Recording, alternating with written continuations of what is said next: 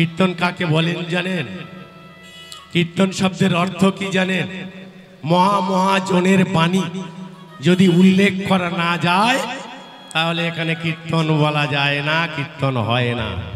তাই তো বাসুঘোষের এক সুন্দর পথ তিনি দেখালেন, কি যদি গৌরাঙ্গ না হইত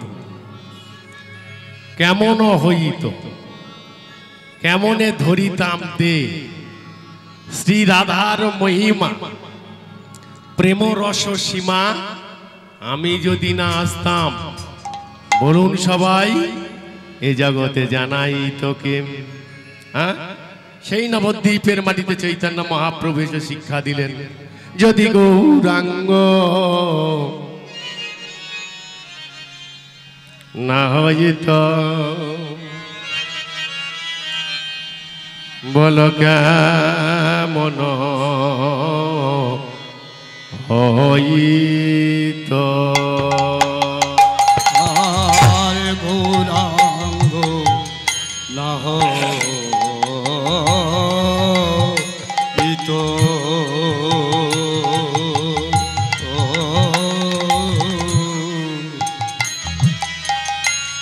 কেমনে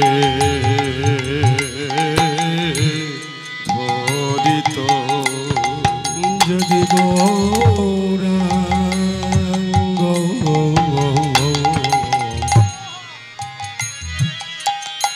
না হইত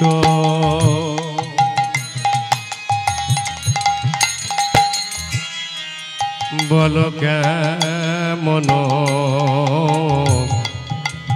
হইত। আর গৌরাঙ্গ না হইত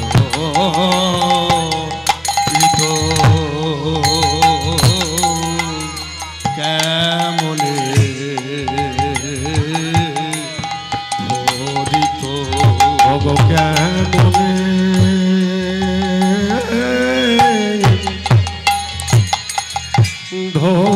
দিতাম দেগো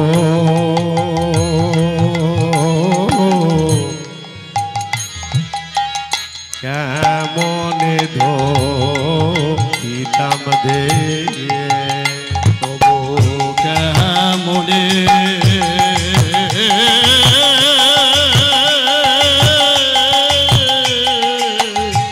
ধরিতা দেহ গো, কেমনে ধরিতাম দে ওগো শ্রীরাধার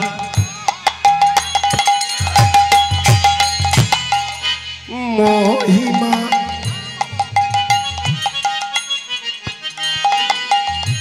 প্রেম রস রস সীমা, ওগো শ্রীরাধা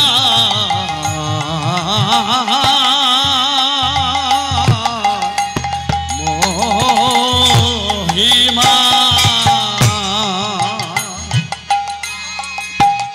আমার প্রেম রস সীমা, ওগো শ্রীরাধার মহিমা। আস্তে একটু আস্তে বাবা, কেন বললেন? শ্রী রাধার মহিমা, যার মধ্যে প্রেম রস সীমা। মায়েরা, কার মধ্যে প্রেম আছে, কার মধ্যে রস আছে বলতে পারেন? তার নারীর মধ্যে যদি প্রেম না থাকে, নারীর মধ্যে রস যদি না থাকে, পুরুষ কোনোদিন জব্দ হয়? তাহলে কি বোঝাতে চাইলেন মহাজন? হাসি নয়, হাসির কোনো ব্যাপার নেই। মহাজন কি শিক্ষাটা দিতে চাইলেন? কার পথ? না বাসু ঘোষের পথ। তিনি বোঝাতে চাইলেন শ্রী রাধার মহিমা, যার মধ্যে প্রেম আছে, যার মধ্যে রস আছে, যার মধ্যে ভালোবাসা আছে, সেই তো সবাইকার জয় করতে পারে। তাই আমি তোমাকে স্মরণ করি, কে? না শ্রীমতী রাধা রানীকে। ওগো শ্রী রাধার মহিমা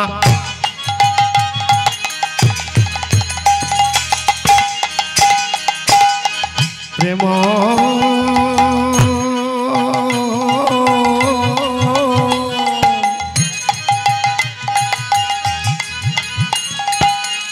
প্রেম রস সীমা আর শ্রী রাধা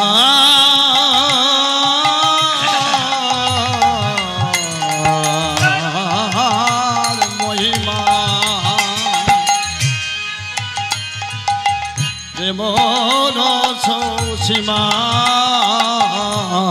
জগতে জানাই তোকে গো, জগতে জানাই তোকে। আমার শ্রী রাধার মহিমা প্রেম রস সীমা, শ্রী রাধার মহিমা প্রেম রস সীমা জগতে জানা তোকে, জগতে জানা তোকে। বলে বলো বলো প্রেমকে জানাই তো, আরে বলো বলো প্রেমকে জানা তো, আরে বলো বলো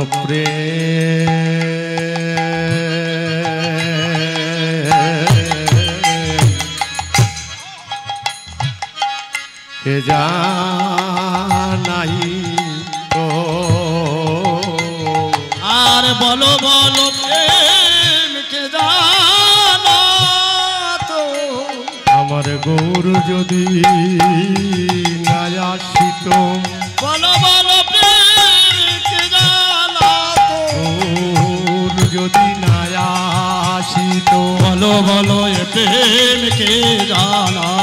গৌর যদি না আসিত, আরে বলো বলো এ প্রেমকে জানা। গৌর যদি না আসিত, আরে বলো বলো এ প্রেমকে জানা। গৌর যদি না, আরে বলো বলো এ প্রেমকে জানা। গৌর যদি আই গৌর বলো বলো এ প্রেমকে জানা। গৌর যদি না আসে, বলো বলো এ প্রেমকে জানা তো, বলো বলো প্রেমকে জানা তো। ভক্তিমতী মায়েরা, ভক্তমণ্ডলী, কাল থেকে আপনারা গৌর কথা শ্রবণ করছেন, কৃষ্ণ কথা শ্রবণ করছেন। আমার মতো একজন নরাধম, আমার একজন দুর্বাসিত কীর্তনিয়া আপনাদের মনোরঞ্জন করতে পারবো, এটা আমার পক্ষেও সম্ভব নয়। যদি ভক্তের অকরুণ কৃপা যদি না থাকে, ভক্তের কৃপা যদি না থাকে, আর ভগবানের আশীর্বাদ যদি না থাকে, কৃষ্ণ কথা বলা, গৌর কথা বলা বড় কষ্ট হয় মা।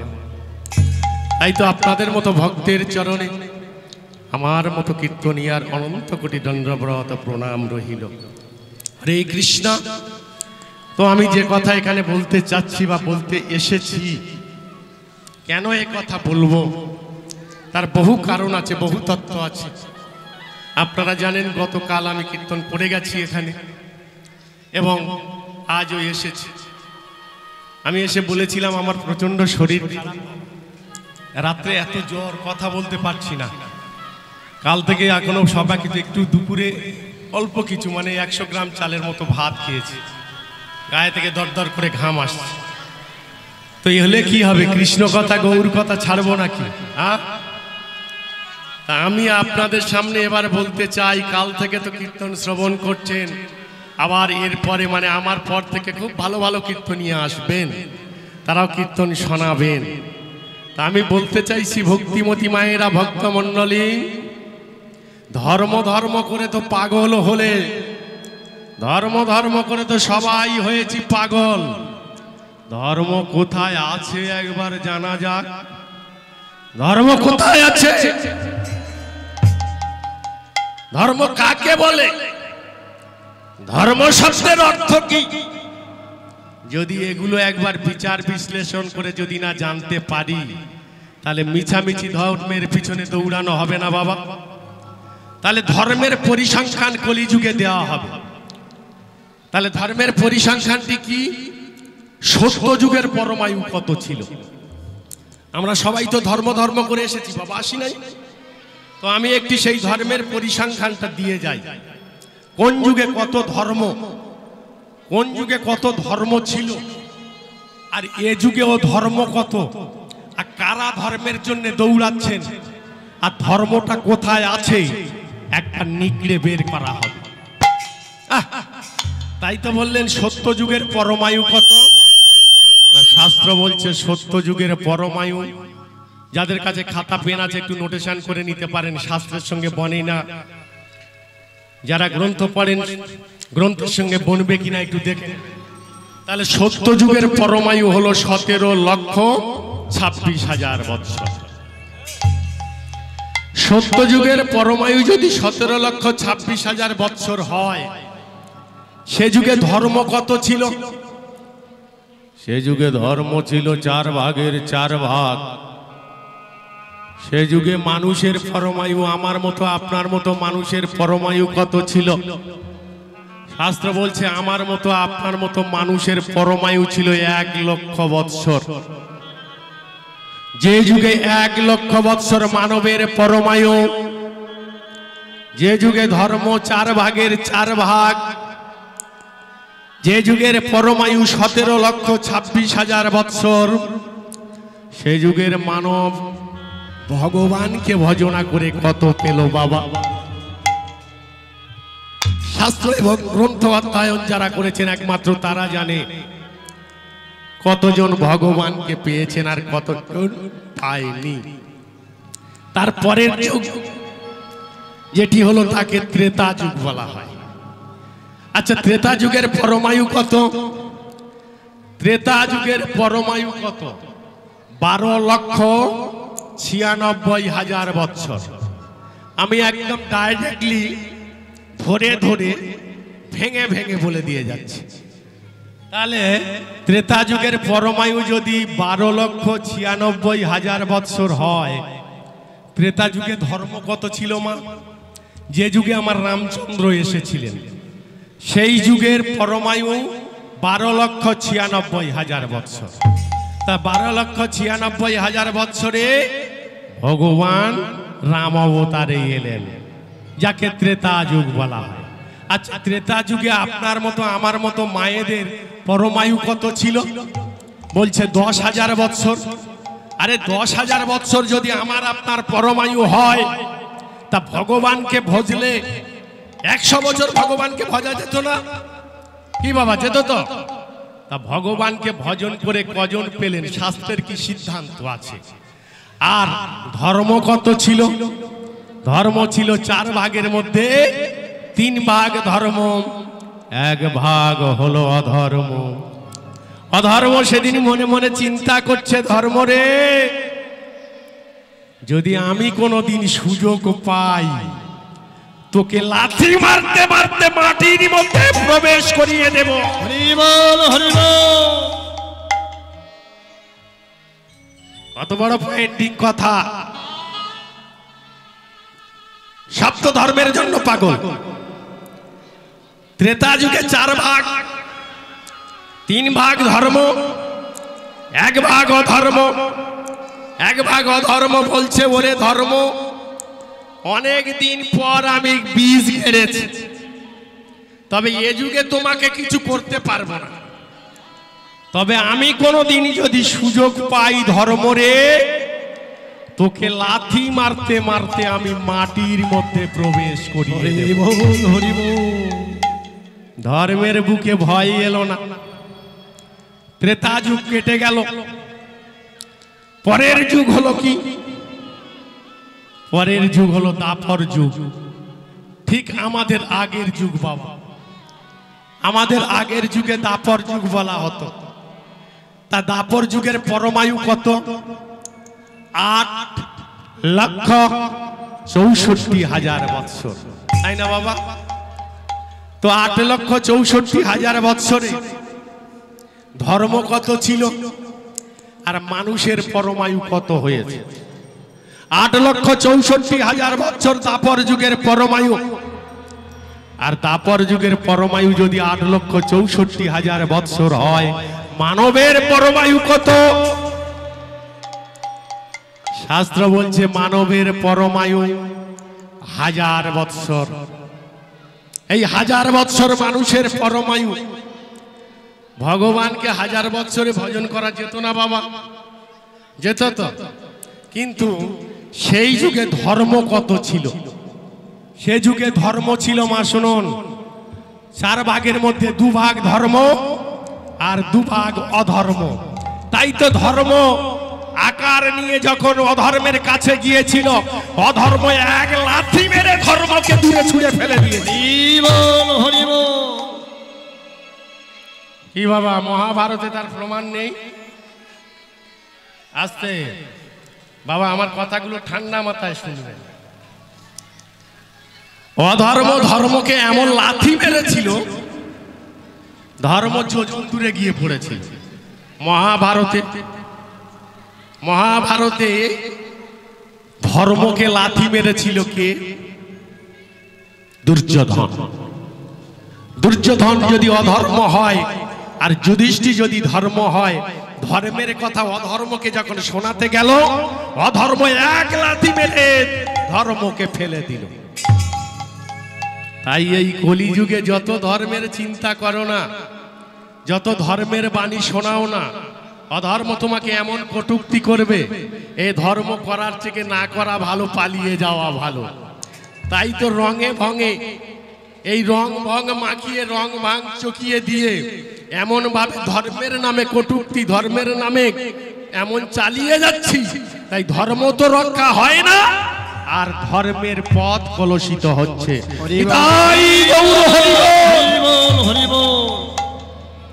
তাহলে এবার যাব কোথায়? 8,64,000 বৎসর দাপর যুগের পরমায়ু। দাপর যুগের পরমায়ু যদি 8,64,000 বৎসর হয়, ধর্ম হলো কত? ধর্ম 2 ভাগ, অধর্ম 2 ভাগ। তাই তো ধর্মকে রক্ষা করতে গিয়ে ভগবান শ্রীকৃষ্ণ কুরুক্ষেত্রের মাঠে উদয় হয়ে অধর্ম ধর্মের যুদ্ধ বাঁধিয়ে গীতাকে সৃষ্টি করে দিলেন। কি দিলেন না? তাহলে জায়গা কত? পয়েন্টিং 1। এইবারে বলছে কলিযুগের জীব, কলিযুগের পরমায়ু কত? আমি হয়তো বলেছিলাম, হয়তো রাগ হয়েছে যে কলিযুগে ধর্ম ধর্ম করে সব পাগল হয়েছে, তাই না? কিন্তু কলিযুগে ধর্ম আছে, হ্যাঁ কি না? আছে। কলিযুগে ধর্ম আছে বাবা, কলিযুগে ধর্ম আছে। ও মায়েরা, কলিযুগে ধর্ম আছে। তাহলে এ পর্যন্ত কলির পরমায়ু কত? 4 লক্ষ পরমায়ু, 4,32,000 বৎসর কলির পরমায়ু। 4,32,000 বৎসর যদি কলির পরমায়ু হয়, ধর্ম কত আর মানুষের পরমায়ু কত? 4,32,000 বৎসরের মধ্যে ধর্ম হলো 4 ভাগের মধ্যে 1 ভাগ, আর 3 ভাগ অধর্ম। 3 ভাগ অধর্মের চাপে 1 ভাগ ধর্ম উপড়ে গেল ভয়ে। মানুষের পরমায়ু কত? যেখানে 1 লক্ষ, তারপর 10,000, তারপরে 1,000, আর আমরা আপনারা যারা বসে আছি, আমাদের পরমায়ু মাত্র 40 বছর। আমাদের পরমায়ু, আপনারা যদি প্রশ্ন করেন সন্ন্যাসী বাবু, 40 বছর যদি মানুষের পরমায়ু হয়, তাহলে 100 বছর 120 বছর আমরা বাঁচছি কি করে? তাই তো আমার রক্ত বেঈমানি করে। আমি যদি মদখোর হই, আমার ছেলে মদখোর হবে। আমি যদি গাঁজাখোর হই, আমার ছেলে গাঁজাখোর হয়। আমি মাস্টার হলে আমার ছেলে মাস্টার করার চেষ্টা করি না বাবা? ব্লাড মানে রক্ত বেঈমানি করে না। এই যে মদ অমদ শব্দটা ব্যবহার করলাম, আমি শেষে বলে দিয়ে যাব মদ কে, কোথা থেকে সৃষ্টি হয়েছিল, কেন মদ খায়, মদের আর এক নাম কি, আর কারা কারা খেয়েছিল। হরে কৃষ্ণ।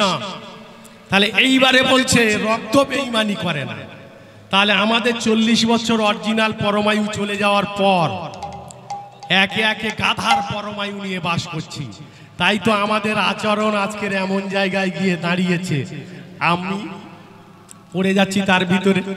আবার বেশি ভেঙে বললে রাগ হবে মনে মনে, কি হবে না? তাই ওই পর্যন্ত থাক, শেষে ভাঙবো কোন কোন পশুর কাছ থেকে কত পরমায়ু আমরা নিয়েছি। হরি বল। তাই তো এইবারে চলে যাব আমার 4,32,000 বছর কলির পরমায়ু। ধর্ম হলো 1, অধর্ম হলো 3।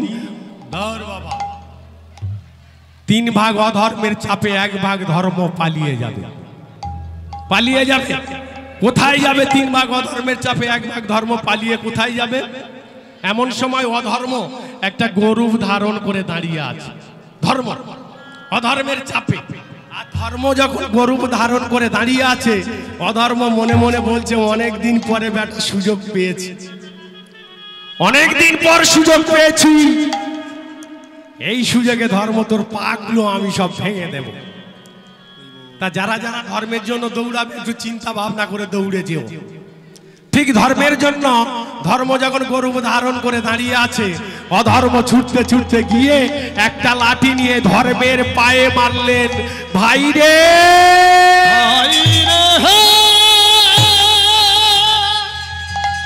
তুমি মেরো না, ও গো ভাই তুমি মেরো না, ও গো মেরো না।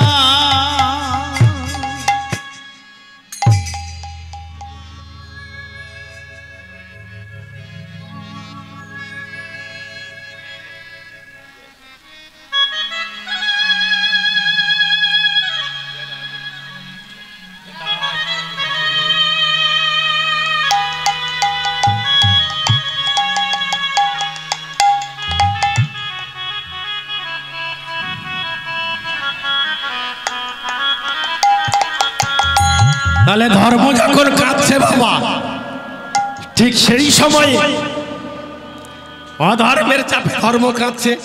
একটা পা ভেঙে দিয়েছে, পড়ে গেল। যেই না পড়ে গিয়েছে, ধর্ম শুয়ে শুয়ে কাঁদছে। কার কাছে? নিজের পিতা ব্রহ্মার কাছে। তুমি যদি ভগবান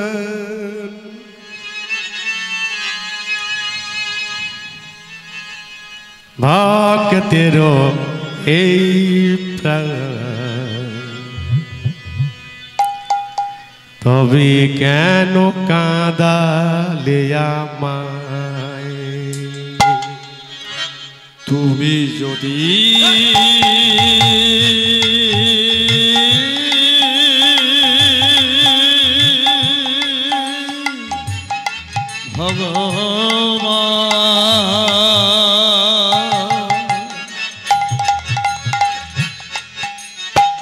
ভক্তেরো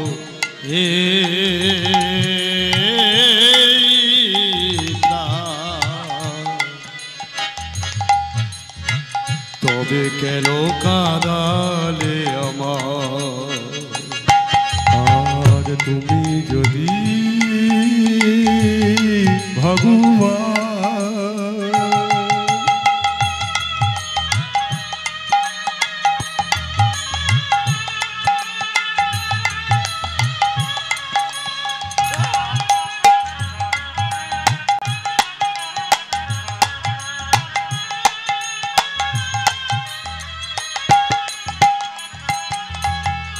ভগবান দেখো দেখো এই কলিযুগে অধর্ম রূপে তোমার সন্তান কেমন ভাবে ধর্ম রূপে তোমার শরণে তোমার সন্তানের একে একে পাগুলি ভেঙে দিয়েছে। আর বুঝি এ যুগে ধর্ম রক্ষা হবে না গো। এ যুগের মানুষের মধ্যে কামের সঞ্চার হবে। এ যুগে মানুষের মধ্যে কামনার তরিমৃত শক্তি আসবে। আমি ধর্ম হয়ে আর কিছু করতে পারবো না পিতা।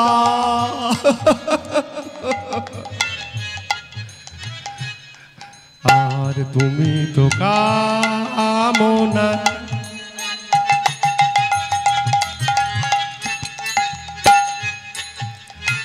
তুমি তো বাসনা, তবে কেন কাঁদালে আমায়? তুমি তো কামনা,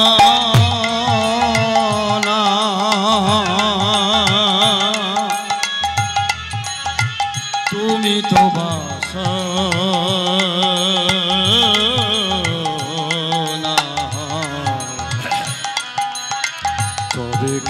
কাঁদালে আমার, আর তুমি তো কামনা,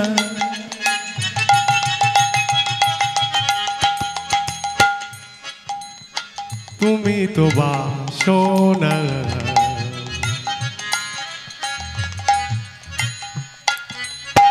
তবে কেন কাঁদালে আমার, তুমি তো কামনা,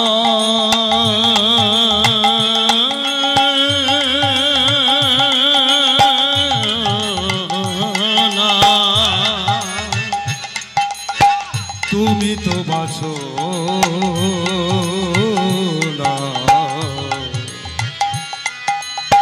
তবে কেন কাঁদালে আমায় গো, তবে কেন কাঁদালে আমার, ওগো ওগো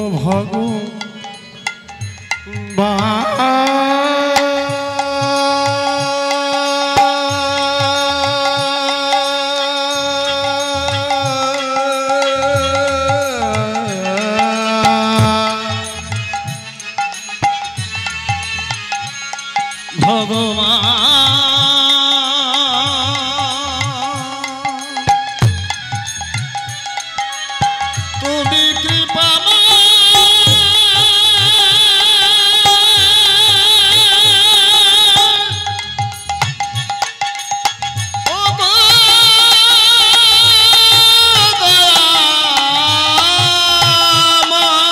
হরি হরি বল।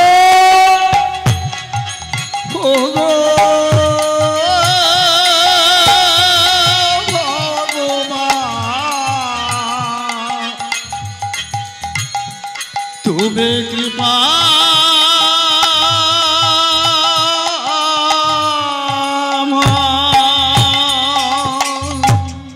নিজ পিতা এসে হাজির।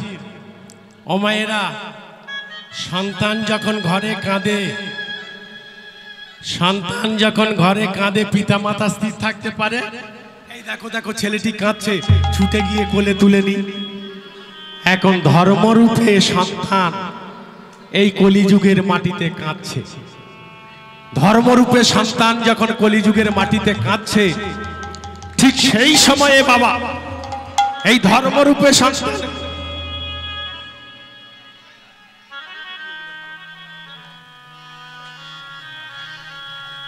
তাহলে ধর্মরূপে সন্তান যখন কাঁদছে, নিজ পিতাকে ব্রহ্মা এসে হাজির। হরি বল। ব্রহ্মা এসে হাজির। কিরে ধর্ম, কাঁদছিস কেন? দেখো দেখো পিতা, অধর্ম রূপে তোমার সন্তান আজ কেমন ভাবে আমাকে লাথি মেরে মাটির সঙ্গে ফেলে দিয়ে আমার পা দুটো ভেঙে দিয়েছে। ধর্ম রে, ধর্ম তুই কৃপা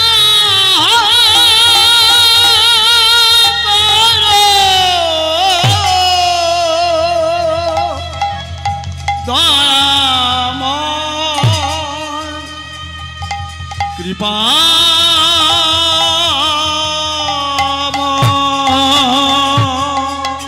পিতা, আমি যে তোমার সন্তান বিপদে পড়ে তোমাকে আহ্বান করেছি, তুমি তো আমার কাছে এসেছো পিতা। একবার বলো আমি কেমন ভাবে উদ্ধার পাবো এ বিশ্ব জগতে? অধর্ম রূপে তোমার সন্তান আজ ধর্ম রূপে তোমার সন্তানের পা দুটো ভেঙে দিয়েছে। আমি কোথায় যাব, কি করব, একবার বলে দাও পিতা। সে সময় বলেছিল পিতা ধর্মকে, ধর্ম রে পালিয়ে যা।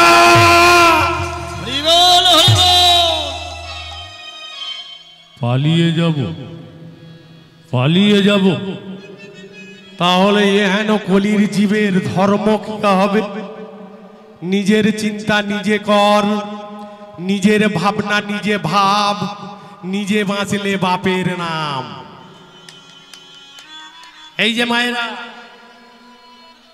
ধর্মকে বলছে পালিয়ে যা, ধর্ম তখন বলছে এহেন কলিযুগের এত জীব, তাহলে এদের অবস্থা কি হবে? ব্রহ্মা বলছে নিজের চিন্তা নিজে কর, নিজের ভাবনা নিজে ভাব, নিজে বাঁচলে বাপের নাম। তাই তো আমরা সবাই বলি না, দোর যত আমি আমার বাপের ছেলে, আমি বেঁচে থাকলে আমার বাপের নাম হবে, তাই তো। এইবার সেইখানে যখন এই কথা বলেছেন, আমি আপনাদের কেন এত বোঝাতে চাইছি, কলিযুগে ধর্ম কোথায় আছে, মন্দিরে না কোথায়? তাহলে নিজে পালাবো, কোথায় পালাবো? পিতা একবার বলে দাও। পালিয়ে যা, জঙ্গলে পালিয়ে যা, যার নাম হলো নৈমিষারণ্য।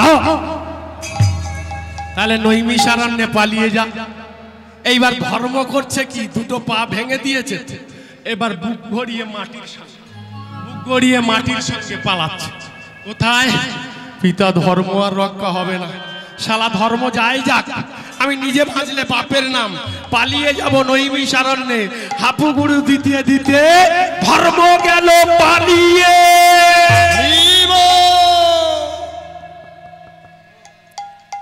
ধর্ম যখন পালিয়ে গেল নৈমিষারণ্যে, অরণ্যের একটা নাম কি? জঙ্গল। তো বনের আর একটা নাম জঙ্গল।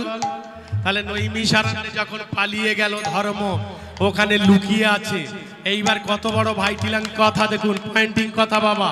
ধর্ম যখন জঙ্গলে লুকিয়ে, ব্রহ্মা বলছে, ওরে পুত্র কি হয়েছে, দিনের বেলা যেন কোনোদিন বেরোস না জঙ্গল থেকে। কেন? আমাকে তুমি জঙ্গলে পাঠিয়ে দিলে, আমি ধর্ম যদি জঙ্গলে লুকিয়ে যাই, নগরের অবস্থা কি হবে? বলছে নগরের চিন্তা তোমার করতে হবে না। তাহলে ওখানে যখন আমি থাকবো, তাহলে এই অধর্ম রূপে তোমার সন্তান গিয়ে আমাকে কি মেরে দিতে পারে না? বলে চিন্তা করো না, আমি ব্রহ্মা নাভি থেকে একটি চক্র তৈরি করে দিবারাত্র ওই জঙ্গলটাকে পাহারা দেব, ওই জঙ্গলটাকে পাহারা দেব। তবে আমার একটা শর্ত আছে পুত্র, কি? যেহেতু তুমি ধর্ম, তোমার এই ধর্ম রক্ষা করতে গেলে তোমাকে রাতের বেলা চুরি করে গিয়ে ধর্ম রক্ষা করতে হবে। এই যে মায়েরা, ওর বাবা খাওয়ার জন্য ব্যস্ত, আসতে বসো মা। তাহলে এবার চুরি করে ধর্ম রক্ষা করতে হবে। এখানে কোন মহাজন কলম দিয়েছিলেন? গোস্বামীর মধ্যে মহামহাজনের বাণী লোচন দাসের পথ খাড়া করে দিলেন। লোচন দাস কি বলেছিলেন? বলছে রাতের বেলা চুরি করে ধর্মকে রক্ষা করত। কেন এ কথা বলতে বাধ্য? কেন? আজকের দিনে বাজারে দাঁড়িয়ে এমন একজন কীর্তনিয়া তিনি প্রচার করে চলেছেন যে আপনাদের গৌরাঙ্গ কৃষ্ণ ভাবব কি করে, আর আমরা কলুষিত ধর্মকে মাথায় করে নিয়ে চলছি। তার প্রতি উত্তর করার ক্ষমতা আমাদের নেই, তার প্রতি উত্তর দেওয়ার যোগ্যতা আমাদের নেই। তা আমি আস্তে আস্তে সেইখান থেকে প্রশ্নের মধ্য দিয়ে ভিতরে প্রবেশ করব। কলিযুগে, দাপর যুগের কৃষ্ণ কলিতে কেমন ভাবে গৌরাঙ্গ হয়েছিল। পয়েন্টিং। তাহলে এইবার সেইখানে জঙ্গলের মধ্যে যখন রয়েছে, এইবার জঙ্গলের মধ্য দিয়ে রাতের বেলা করে বলছে কি, বাবা নগরে যাস চুরি করে ধর্ম রক্ষা করার জন্য, নগরে নগরে গিয়ে তোর চরণের ছাপটা একবার নগরে দিয়ে আসিস। যদি ধর্মের উপরে কারো ধর্মচরণ পড়ে, সে ধর্ম রক্ষা করার জন্য ধীরে ধীরে তোমার পথ অনুসরণ করবে। তাই তো লোচন কলম দিলেন, অক্রোধ পরমানন্দ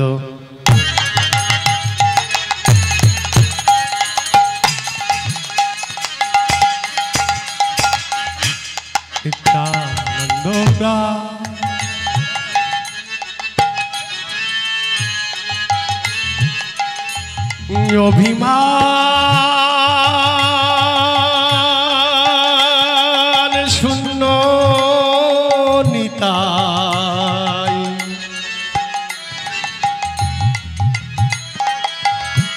নগরে বেড়া ও ক্রোধ পরমানন্দ নিত্যানন্দ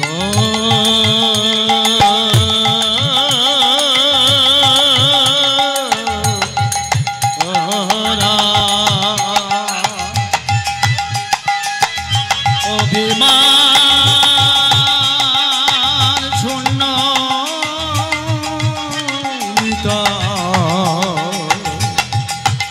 নিতাই নগরে বেড়া। আস্তে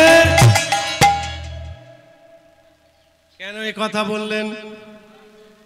বললেন কলিযুগে ধর্ম রক্ষা হবে একমাত্র বৈষ্ণবের উপরে। কলিযুগে একমাত্র ধর্ম রক্ষা হবে বৈষ্ণবের জোরে, আর কারোর জোরে নয়। কিন্তু বৈষ্ণব যদি তার নিজের পথ সঠিকভাবে না চালিত করতে পারে, তার জন্য অপরাধ কার? বৈষ্ণবের। হ্যাঁ, তাই বলছে অক্রোধ। এখন বাজারে অনেক কীর্তনিয়ার মুখ থেকে শুনি নিচে গায় অক্রোধূত। এটা তো বাবা লোচন দাসের পদ নয়। একটু লোচন দাসের পদটাকে খেয়াল করে কি বাণী সেখানে লিখলেন, মহাজনের বাণী লিখেছেন অক্রোধ পরমানন্দ। আরে যার দ্বারা কলিযুগের ধর্ম রক্ষা, যে কলির দুয়ারে দুয়ারে গিয়ে কৃষ্ণ নাম দেবেন, তার মধ্যে যদি ক্রোধ মানে রাগ থাকে, তাহলে ধর্ম কিছু হবে না রক্ষা। তার মধ্যে যদি অহংকার থাকে, হবে না রক্ষা। তার মধ্যে যদি তেজ থাকে, তাহলে হবে না রক্ষা। তাহলে তোমাকে দায়িত্ব নিতে হবে। তুমি একে অপরকে দেখা পেলে, যেমন একজন ইসলাম ধর্মের মানুষ যদি অপর ইসলাম ধর্মের মানুষকে দেখতে পায়, বলে কি সালাম আলাইকুম, তাই তো বাবা। আর একজন ঘুরিয়ে বলে আলাইকুম সালাম। শব্দ অর্থ কি? শব্দ অর্থ হচ্ছে মালিক তোমাকে রক্ষা করুক। আবার এ ঘুরিয়ে বলছে মালিক তোমাকেও দয়া করুক। হ্যাঁ, এবার আপনাদের কাছে যাই মা, আমরা সনাতনী ধর্মের মানুষ তো, তা হরে কৃষ্ণ মহামন্ত্র বলে যদি আমরা উদ্ধার পাই, এই নামের তেজে যদি মুক্তি পাই, আমরা একে অপরের কি বলতে পারি না হরে কৃষ্ণ জয় নিতাই? একে অপরের বলতে পারি তো? তাহলে এই নিতাই যদি কৃপা করে, গৌরের কৃপা অবশ্যই পাওয়া যাবে। হরি বল হরি বল। আর সেখানে বললেন অক্রোধ পরমানন্দ।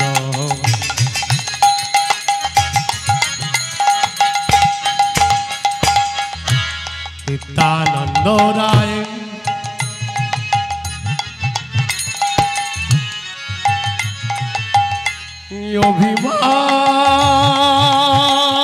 অভিমান শূন্য নিতাই নগরে বেলা। অক্রোধ পরমানন্দ নিত্যানন্দ অভিমান শূন্য নিতাই নগরে বেড়া। এইবার নিতাই শব্দ ব্যবহার করলেন কেন? হ্যাঁ, নিতাইয়ের কোনো মান সম্মান আছে? যে দাঁড়ে দাঁড়ে কৃষ্ণ নাম দিয়েছিল, একবার কৃষ্ণ বলছে না, বলে ভাই কৃষ্ণ বলো। তাই নিতাই যারে দেখছে তারে বলছে হরে কৃষ্ণ বলো। এই নিতাই শব্দটার অর্থ কি?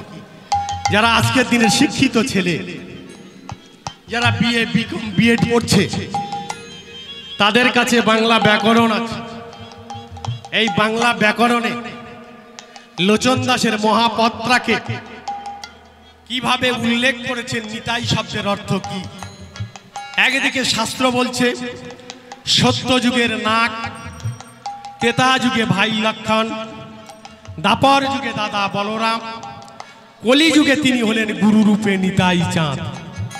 আর বাংলা ব্যাকরণ বলছে কি নীতি।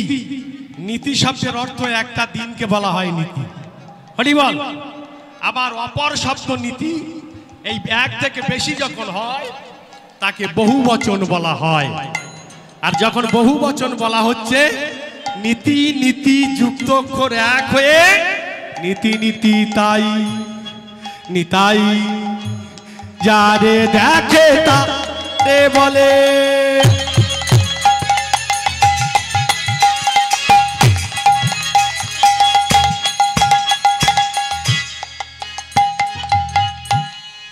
দন্তে তৃণ ধরি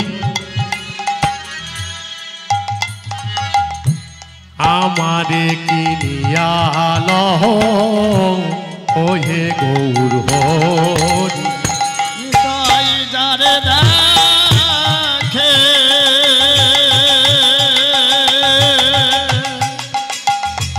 তারে বলে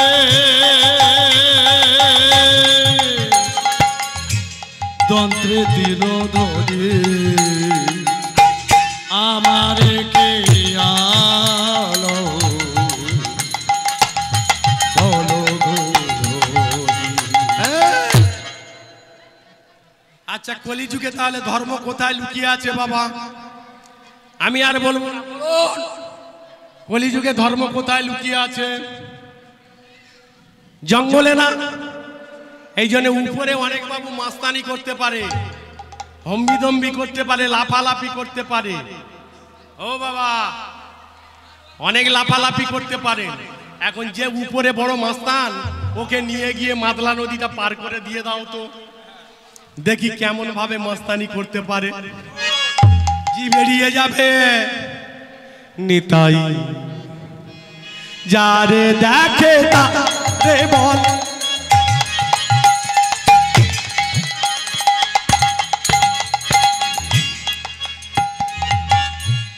দন্তে তৃণ ধরি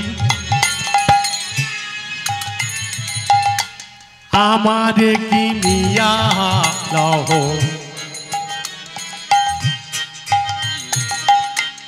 ওয়ে গৌর হরি। নিতাই যারে দেখে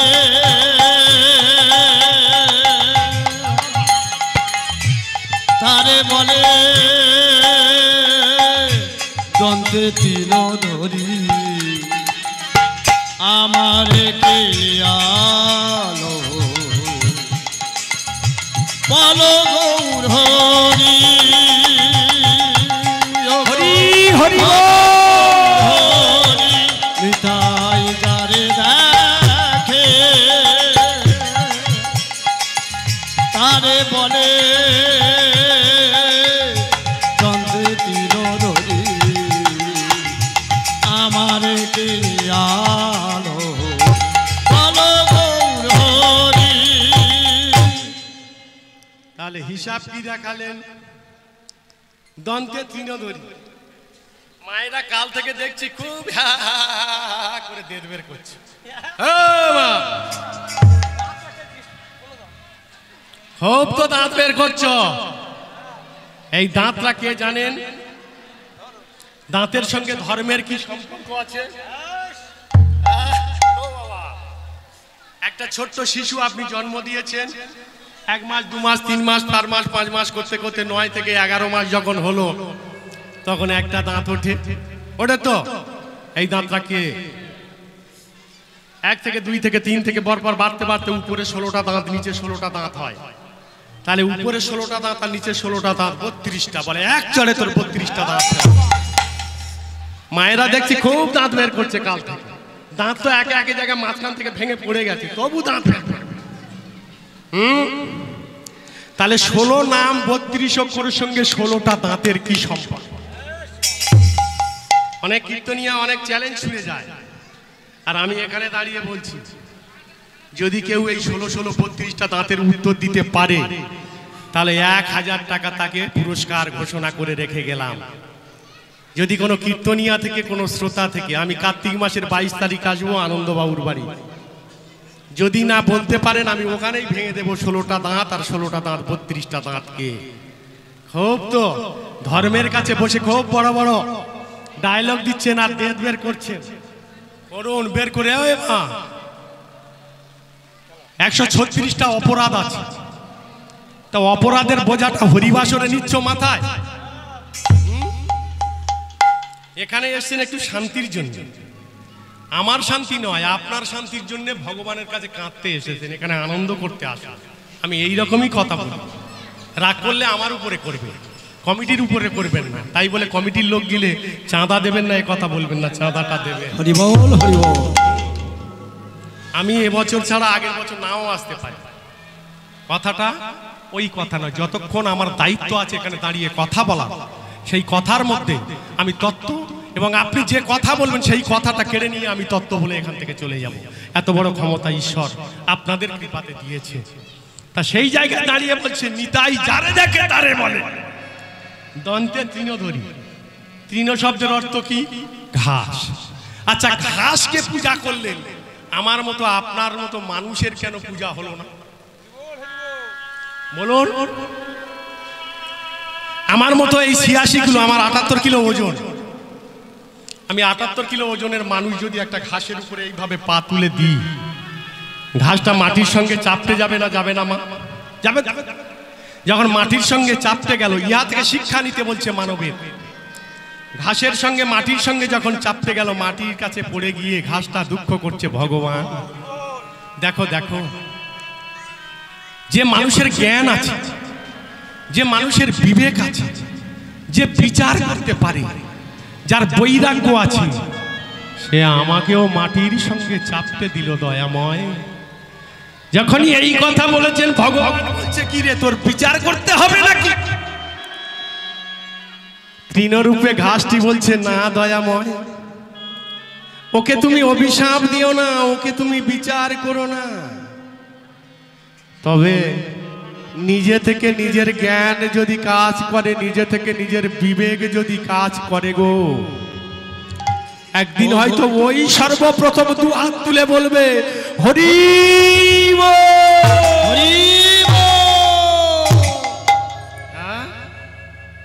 সেদিন ভগবান তৃণরূপে ঘাসটাকে আশীর্বাদ করেছিল, ওরে তৃণ, তোর মধ্যে এত মহত্ব, তোর মধ্যে এত জ্ঞান, তোর মধ্যে এত বৈরাগ্য, তোর মধ্যে এত চিত্র, আমিও দেব কুল থেকে দেবতা হয়ে তোকে আশীর্বাদ করছি। পৃথিবীতে যত দেব দেবী আছে, তোর মতো একটা পুষ্প না হলে তাদের কোনোদিন পূজা হবে না রে ভগবান। তুমি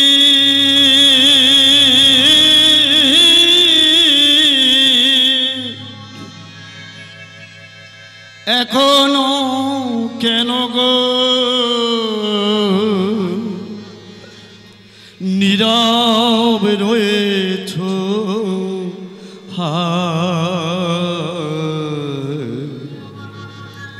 তোমার সৃষ্টি, তোমার প্রলয়, জানো প্রভু দয়াময়। বলো বলো তোমার সৃষ্টি, তোমার প্রলয়, মানে লাগো দয়াময়।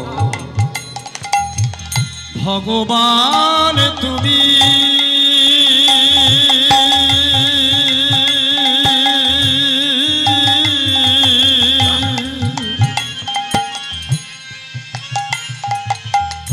এখনো কেন গো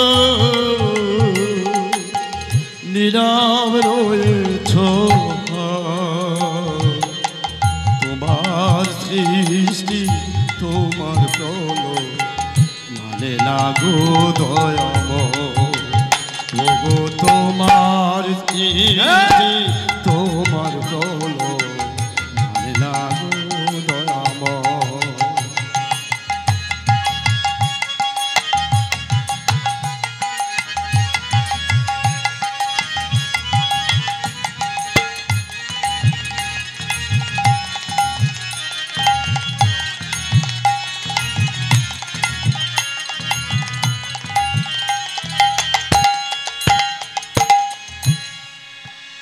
বলো তুমি জানো দাও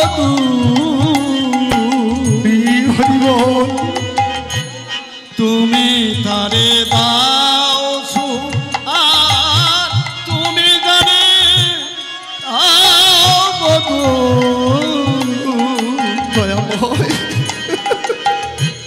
তুমি তারে দাও বলো তোমার সৃষ্টি, তোমার প্রলয়, পিতাই গৌর হরি হরি বল। তোমার প্রলয়, মানে না গো দয়াময়। ও গো ভগবান তুমি এখনো কেন গো নীরব রয়েছ তোমার সৃষ্টি তোমার মানে না গো দয়াময় দয়াময়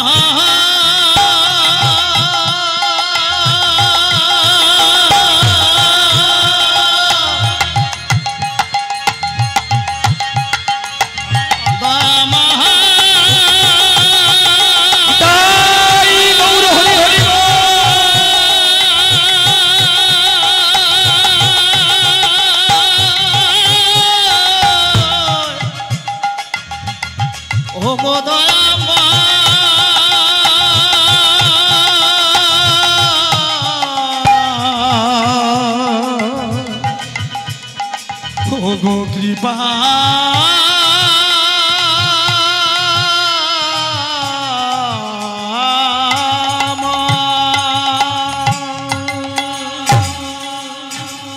মাগো তাই তো ভগবানের মন্দিরে যখন আপনারা পূজা দিতে যান ওই যে একটা ঘাস আছে না দুর্বা ঘাস ও ভাইরা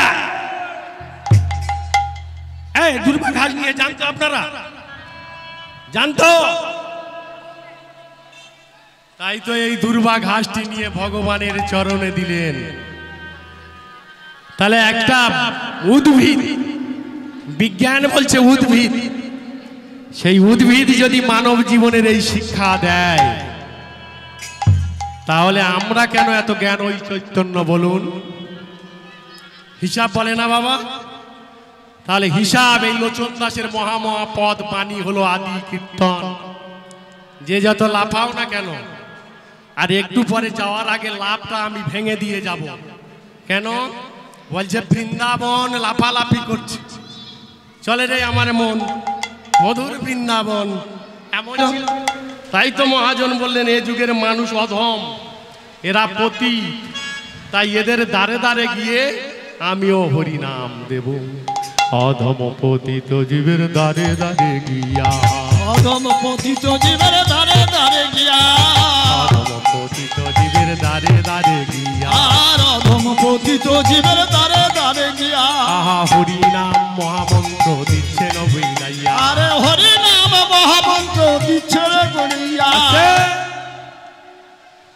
তাহলে সেই যে হরি নাম প্রচার হলো বিশ্ব জগতে অধম পতিত জীবের দ্বারে দ্বারে গিয়া অধম পতিত জীবের দ্বারে দ্বারে গিয়া অধম পতিত জীবের দ্বারে দ্বারে গিয়া আর অধম পতিত জীবের দ্বারে দ্বারে গিয়া আহা হরি নাম মহামন্ত্র দিচ্ছে নবীলাইয়া আরে হরি নাম মহামন্ত্র দিচ্ছে রে বিলাইয়া এইবার পদকর্তা কি যুক্তক্ষর করলেন ওখানে এইবার বলছে যদি সত্যি হরিনামের প্রতি তোমাদের ভক্তি আসে সত্যি হরিনামের প্রতি যদি ভক্তি প্রেমাস্বাদিত হয় তাহলে তোমাদের একটা করণীয় আছে তার কৃপা পেতে গেলে হাতটা তুলে তার কাছে শরণাপন্ন হয়ে বলো বলে হরি বল বলো রে হরি বল বলো রে বল বলো রে হরি বল বলো রে আপন হৃদয় মাঝে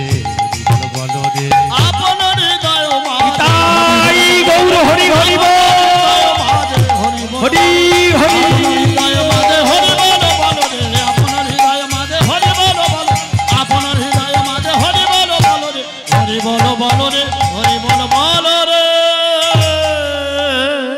এইবারে বলছে আর একটা কায়দা আছে বলে এই হরিবাসরে এসে চিকচাক জামা কাপড় পরেছো কিন্তু এই হরিবাসরের একটা ধুলা আছে এই ধুলা যদি অঙ্গে না নেওয়া যায় তাহলে অঙ্গ শীতল হবে না আচ্ছা এবার আমি এই তত্ত্বের মধ্য দিয়ে বোঝাবো এই ধুলা শব্দটি এলো কোথা থেকে তাই না বাবা কে সর্বপ্রথম ধুলা মেখেছিল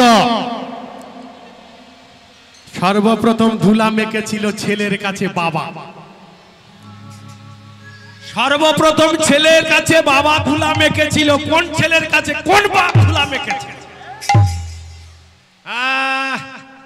ভগবান শ্রীকৃষ্ণ গোষ্ঠে যাবে মনে মনে ইচ্ছা করেছে বাবা ও বাবা কাকে বলছে না নন্দকে বলছে। নন্দ বলছে বলো বাপ, বলো বলো বলো। বাবা ইচ্ছা হয়েছে তোমার সঙ্গে একটু গরু চড়াতে, আমার সঙ্গে গরু চড়াতে যাবি। কি শিক্ষাটা আজকের বাস্তব জগতে দিতে চাইছে ভগবান, কি সতর্ক বার্তাটা ভগবান পাঠাচ্ছে, এটা একটু লক্ষ্য করবেন ভক্তিমতী মায়েরা, ভক্তমণ্ডলী। শুধু আমার মুখের দিকে নয়, আমার তত্ত্বটাকে একটু খেয়াল করুন আপনারা। কেন ও বাবা গরু চড়াতে যাব? তা নন্দ বলছে না রে বাপ, তুই ছোট ছেলে, তোকে নিয়ে যেতে পারবো না। হ্যাঁ, এবার ছুটে চলেছে কোথায়? বাপ করে বলছে মাকে যদি রাজি করাতে পারি বাপ ঠিক নিয়ে যাবে। কি বাবা হবে না? হ্যাঁ, ভগবান শ্রীকৃষ্ণ ছুটতে ছুটতে গিয়ে ওই যশোদার পা দুটো জড়িয়ে ধরে বলছে মা, মা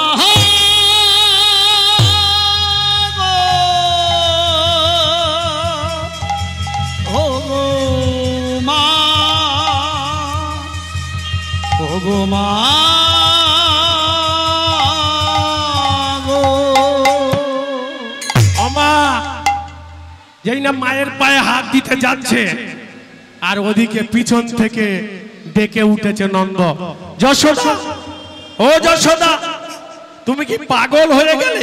কেন গো? আমার নিজের ছেলে আমাকে প্রণাম করছে, আমি ওর প্রণামটা নেব না? বলে না নেবে না।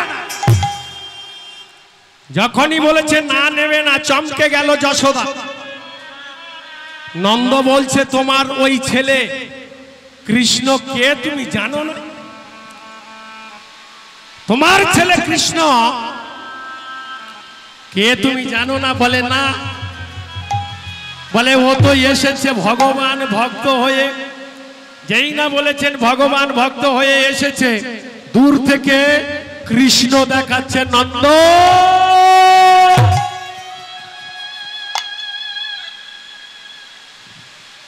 চপ, নন্দ বুঝে গিয়েছে। এখন আজকের দিনে বাড়িতে যদি কোনো কিছু হয়, কাউকে হাত দেখিয়ে বলেন এই চুপ করো, চুপ চুপ চুপ, এলো কোথা থেকে? তারপর যুগে ছোট্টবেলায় ভগবান শ্রীকৃষ্ণ পরিকল্পনা করলেন, আর বাস্তবে কলিযুগে বাস্তবায়িত হচ্ছে। নিতাই গৌর হরি বল, হরি বল, হরি বল। যশোদা চুপ, এটাকে তুমি ব্যবহার করো না। কেন? আমার ছেলে। তখন নন্দ বলছে তুমি তোমার ছেলে ওটা জানো? আর কৃষ্ণ বলছে জানোয়ারটা বলে দেবে নাকি গো? ছোট্ট ছেলে কৃষ্ণ বলছে এ বলে দেবে নাকি রে? এমন সময় নন্দ রাজা করেছে কি? ও বাবা, ব্রহ্মবৈবর্ত পুরাণের কথা বলছি। নন্দ রাজা বলছে আমি মাঠে গরু চড়াতে যাব, আর ভগবান শ্রীকৃষ্ণ লাফ মেরে এসে কৃষ্ণ হয়ে নন্দের গলায় জড়িয়ে ধরে বলছে যাব। ঠিক আছে তুমি যাবে, হ্যাঁ তোমাকে নিয়ে যাব। আর এদিকে যশোদারে বলছে যশোদা তুমি কে জানো না ওকে? বলে না। তুমি তো ছিলে একজন মা, একদিন এই ভগবান তোমায় পরীক্ষা করতে গিয়েছিল। তুমি তোমার নিজের স্তনটাকে কেটে মুদির দোকানে দিয়ে এই ভগবানের জন্য প্রসাদ এনে দিয়েছিলে। তাই তো সেই ভগবান প্রতিজ্ঞা ছিল, মা কাটা স্তন দিয়ে তুমি আমায় যখন সেবা দিয়েছো, আমিও ভগবান হয়ে বলছি আমি কারোর ঋণ রাখি না, আমি তোমার স্তনদুগ্ধ পান করব। হরি বল, হরি বল, হরি বল। তাই তো তুমি এ যুগে যশোদা। হরি বল। তাই তো তুমি এ যুগে যশোদা। তুমি ভগবানের ধুলা দিতে পারো কি? ভগবান শ্রীকৃষ্ণ কায়দা করে নন্দকে নিয়ে চলেছে, চলো কোথায় যাব? জঙ্গলে যাব। এখন কৃষ্ণ গিয়ে লাফ মেরে নন্দ রাজার কাঁধে উঠেছে, আর নন্দ রাজা বয়ে নিয়ে যাচ্ছে। কোথায় বাবা?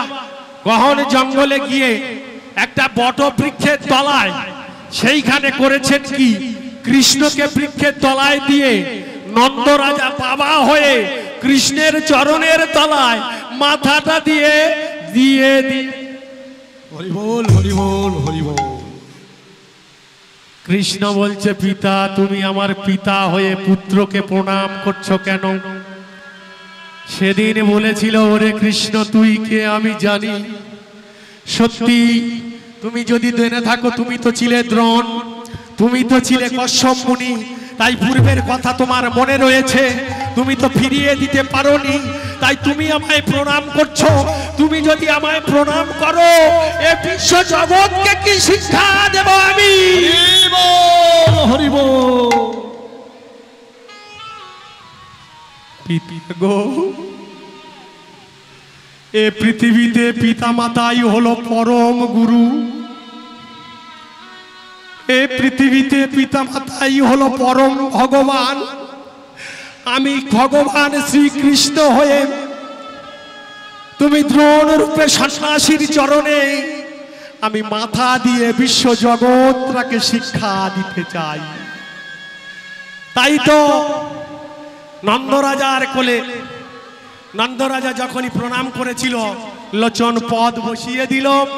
ধুলা নহে ধুলি নহে গোপীর পদরে ধুলি নয় গোপীর পদরে ধুলা নয় ধুলি নয় গোপীর পদরে আর ধুলা নয় ধুলি নয় গোপীর পদরে এই ধুলা মেখেছিল নন্দের বেটা কানো।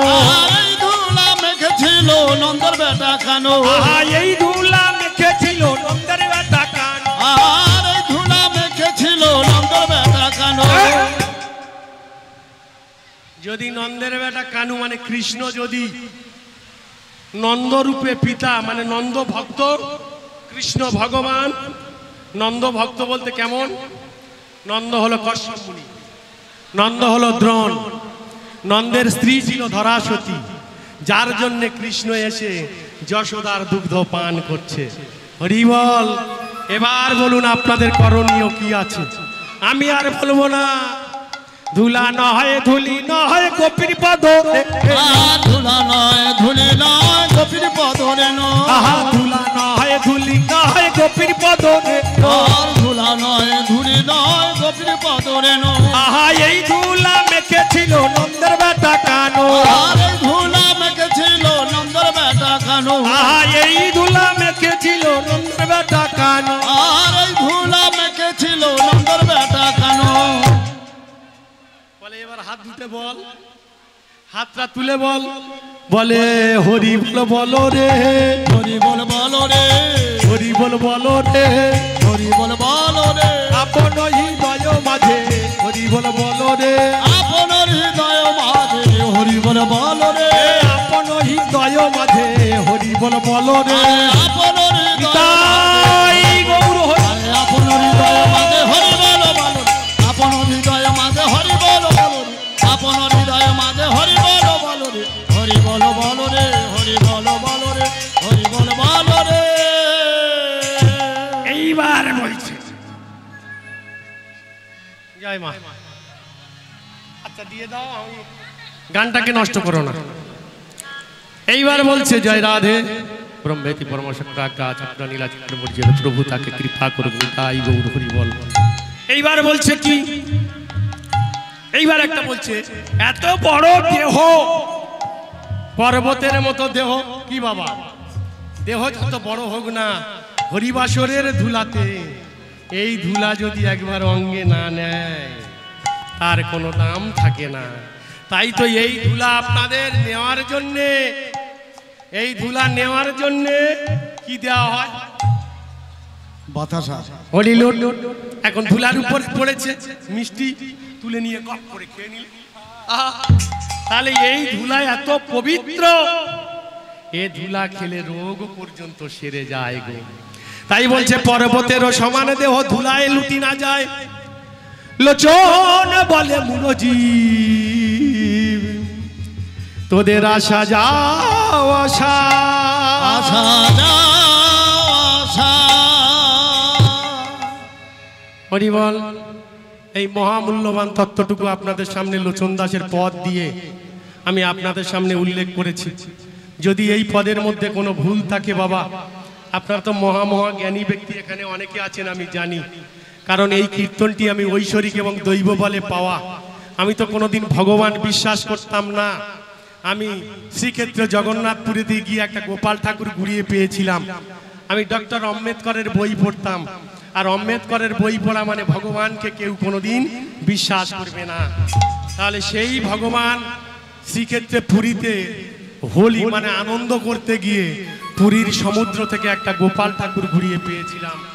আমার এই হাতটা এখানে কিন্তু ভাঙা, পুরো ভাঙা, তবুও আমি 1 কুইন্টাল মাল তুলতে পারি, ভগবানের দয়া আছে বলে। তাহলে সেই গোপালকে ঘুরিয়ে পাওয়ার পরে কি করেছিলাম জানেন? সেই গোপালকে ঘুরিয়ে নিয়ে তার গলাতে দড়ি বেঁধে, আর আমি তো আসতাম, আর মা শুধু বলতো, সন্ন্যাসী রে, তোর বাবার এত সম্পত্তি, টাকা পয়সা, তোরা 4 ভাই ভাগ করে নিলি, তা বর্তমানে ভগবানের কৃপায় আমার একটাই ছেলে, এখন 70 থেকে 80 লক্ষ টাকার অ্যাসেট আছে তার কাছে সব ছেড়ে দিয়েছে। আমি এই কীর্তন করি, এই কীর্তনের অঙ্গ 3টে অর্থ 3টে সমান ভাগে ভাগ করি। একটা সংসারকে দিয়ে দিই, আর একটা আমি বিভিন্ন তীর্থস্থানে ঘুরতে যাই। 17টা অনেক কীর্তনিয়া দাঁড়িয়ে তীর্থস্থানের কথা বলে, কিন্তু তীর্থস্থানের জীবনে পা দেয়নি। সমস্ত তীর্থস্থানে রাজ্য সরকার এবং কেন্দ্রীয় সরকারের সমস্ত বৈষ্ণব, আমি বৈষ্ণব কি না তার সার্টিফিকেট আমার কাছে আছে। 17টা এইরকম 17টা সার্টিফিকেট আছে। তাহলে সেইখানে দাঁড়িয়ে বলবো, বাবা এ ভগবান এত সহজ নয়, আমি ডাকাত। সেই কৃষ্ণকে যখন গলায় দড়ি দিয়ে বেঁধে রেখেছিলাম গোপালকে, আর বাবা শুধু বলতো, এই দেখ বাবা, মা তুই একবার ভগবানকে কৃষ্ণ বল। ধর বাবা, ভগবান আছে বলে আমি কোনোদিন বিশ্বাস করি না। তা সেই ভগবানের অকরুণ কৃপায় নিজের ছেলের হাতে সব ছেড়ে দিয়ে আজকের এই কীর্তনটি আমি ঐশ্বরিক এবং দৈব বলে কাচ্ছি। কারোর দয়াতে আমি এই হরিবাসরে নয়, কোনো কীর্তনিয়ার কাছ থেকে শিক্ষা নিয়ে আমি এখানে দাঁড়িয়ে কথা বলছি না। আপনাদের আশীর্বাদ আমার মাথায় থাকলে আমি অনর্গল এইরকম ভাবে দিবারাত্র কথা বলতে পারি। এটা আমার চ্যালেঞ্জ নয়, ভক্তের আশীর্বাদ যদি মাথায় থাকে। তাই তো টিভি দেখা সব ছেড়ে দিয়েছি। বাড়িতে এখন 60-70 হাজার টাকার বই আছে, পার ডে 4 ঘন্টা করে পড়াশুনো করি। আমি যেটা নিজে চোখে বইয়ে দেখি সেটা ভক্তের সামনে উল্লেখ করি, আমি কারোর কথা শুনে উল্লেখ করি না। এরপর আমি একটি লীলা, ছোট্ট লীলা গাইব। আপনাদের মতো ভক্তের আশীর্বাদ আছে বলে গাইতে পারবো, কারণ ওই লীলাটি আমার নিজের লেখা, আমার নিজের লেখা লীলা আমি আপনাদের সামনে প্রচার করব। তবে সেই লীলাটির মধ্যে যদি কোনো ত্রুটি বিচ্যুতি থাকে দয়া করে আপনারা আমাকে জানাবেন। আরেকটি কথা, এই তো বাজারে শুধু দান দান করে ছুটছে, তাই না বাবা? দান হচ্ছে, এই যে রক্তদান করো, জীবন দান করো। আমার একটা অর্গানাইজেশন আছে যার নাম গ্লোবাল আর্টিস্ট অ্যান্ড সনাতনী অর্গানাইজেশন। এই অর্গানাইজেশনে আমাদের এই দেশের বহু শিক্ষিত মানে শিক্ষক আছে আমার সঙ্গে যুক্ত, এমনকি প্রশাসনের মহলের অনেক ওসি আছে, আইসি পর্যন্ত আছে আমাদের সঙ্গে যুক্ত। যদি কোনো ব্যক্তির ঘরে থ্যালাসেমিয়া রোগী থাকে, আবার বলছি, যদি কোনো মায়ের গর্ভের কাছে তার সন্তানটি থ্যালাসেমিয়া রোগ থাকে, দয়া করে আমাদের একটু ফোন করবেন, কারণ আমাদের রক্তটা বিনা পয়সা ডোনেট করি। আমরা যেখানে আপনার সন্তানের জন্য রক্ত দিতে যাব সেখানে কোনো আমাদের পয়সা দিতে হয় না, আমরা পয়সার বিনিময়ে যাই না, আমরা যাই আমাদের নিজেদের খরচায়, আমরা আসি আমাদের নিজেদের খরচায়। আপনার সন্তানের জন্য এই অমূল্য রক্তটুকু নিজের দেহ থেকে দান করি আমরা। তাই আশীর্বাদ করবেন মৃত্যুর আগে পর্যন্ত যেন এই কাজটা আমরা চালিয়ে যেতে পারি। নিতাই গৌর হরি বল, হরি বল, হরি বল। আর ঠিক সেই জায়গায় দাঁড়িয়ে প্রচার করলেন, ধর্ম এত সহজ নয় গো। আর ধর্মকে নিয়ে, ধর্ম যদি না পালন করতে পারো, ধর্মকে নিয়ে কটূক্তি করো না। যেমন আছে তেমন চলো, যেমন চালাবে ভগবান তেমন চলবেন। তাই তো বলেছিলেন গো, 40 বছরের পরমায়ু নিয়ে পৃথিবীতে এসেছি।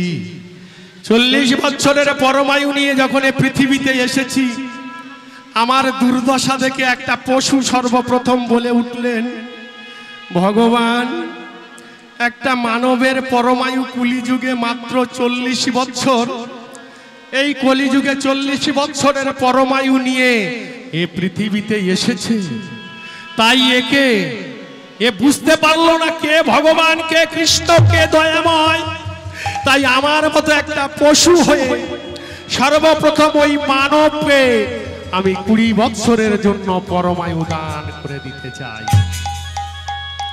কে দিল বাবা? সর্বপ্রথম গাধা দিয়েছিল 20 বছর। এখন গাধা যখন 20 বছরের পরমায়ু দিয়েছিল, এখন এই 40-এর পরে 20-60 আমার ছেলেটা যখন বড় হচ্ছে, একদিন আমার কাছে এসে প্রশ্ন করছে, বাবা। আমি বললাম কি হয়েছে? না, আমার ভবিষ্যতের জন্য আপনি কি করে রেখেছেন? হ্যাঁ, এখন ওই ছেলের ভবিষ্যতের চিন্তা করতে গিয়ে আমি গাধার মতো পরিশ্রম করে অর্থ উপার্জন করে ব্যাংকে রেখে দিচ্ছি। ভক্তিমতী মায়েরা, ভক্তমণ্ডলী, একবার বুকে হাত দিয়ে দেখুন তো, লক্ষ টাকা কেন, কোটি টাকা যদি আপনি উপার্জন করে রেখে যান, আপনি জীবনে সুখী হতে পারবেন কি এর কোনো গ্যারান্টি আছে? গ্যারান্টি আছে আমার এই ভিখারি কৃষ্ণ নামের মধ্যে। এই ভিখারি কৃষ্ণ নামের মধ্যে গ্যারান্টি আছে বাবা। তাই তো বলেছে রে, দিন যায় ফুরাইয়া, আগে থেকে চিন্তা কর, আগে থেকে চিন্তা কর কোন পথ ধরবি আর কোন পথে চলবি। তাই তো বলে উঠেছিলেন একজন বাংলাদেশের কবিয়াল, গলাটা খুবই অসুবিধা হচ্ছে, তার জন্য আমি অনেক গান ছেড়ে বেরিয়ে যাচ্ছি বাবা। যাই হোক, তাহলে সেখানে দাঁড়িয়ে বললেন, দিন যায় ফুরাইয়া রে,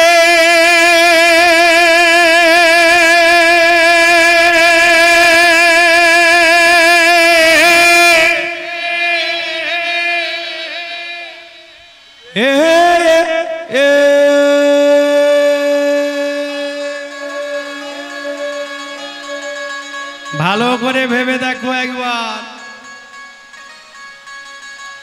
দিন যায় ফুরাইয়া রে,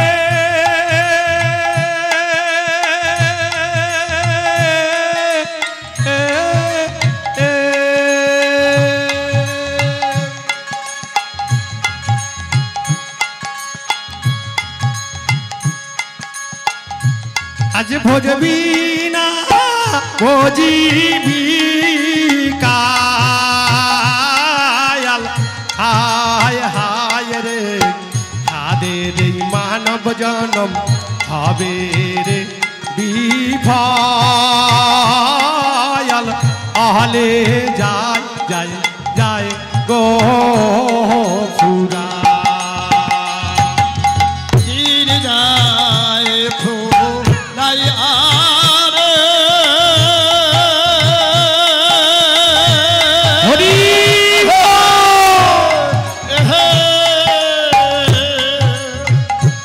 আজ ভজবি না ভজবি রে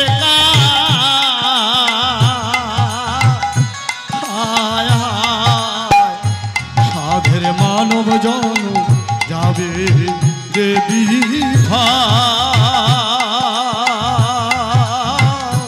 দিন যায় ফুরাইয়া রে, দিন যায় ফুরাইয়া রে,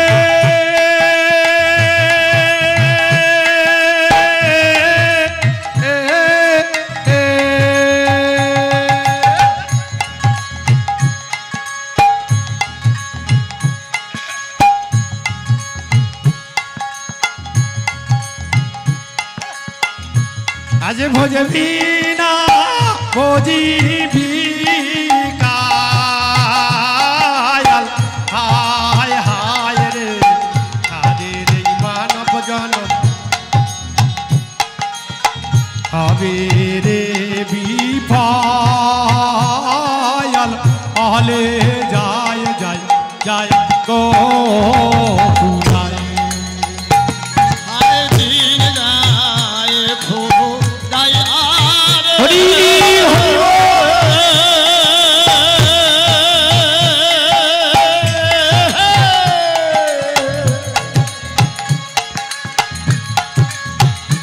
আজ বুঝবি না বুঝবি রে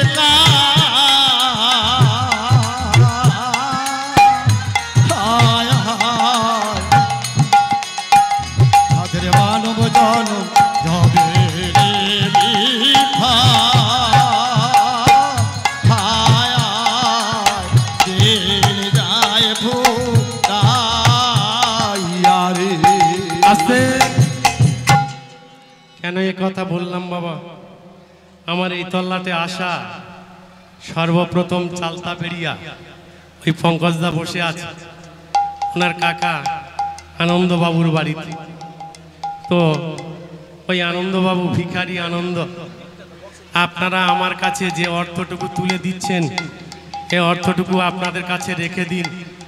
ওই আনন্দবাবু যেদিন আপনাদের কাছে দুহাত এসে ভাত পেতে ভিক্ষা চাইবেন না, এই অর্থটা দয়া করে ওনার হাতে দিয়ে দেবেন, কারণ উনি খুব কষ্ট করে এই হরিবাসরটা চালান। আমিও আসি এই হরিবাসরে গান করতে, তাই দয়া করে আমাকে না দিয়ে যদি কোনো দিন উনি আসে ভিক্ষাটা করতে, আপনি যে পয়সাটা ভালোবেসে আমাকে দিচ্ছেন এই পয়সাটা আপনি ওনার হাতে তুলে দেবেন। হরি বল হরি বল। কি বা কথা ছিল রে জি, কি বা কথা ছিল,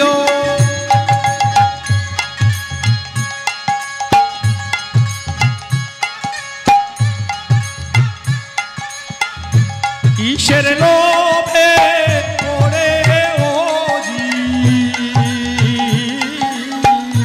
সবই দেখো আইলাম রে। কি কথা ভগবানের কাছে দিয়েছিলেন আপনারা সবাই আপনাদের বিবেক দিয়ে চিন্তা করে দেখুন। ভগবান বেঈমানি করব না, আমি বেঈমানি করব না। কেন?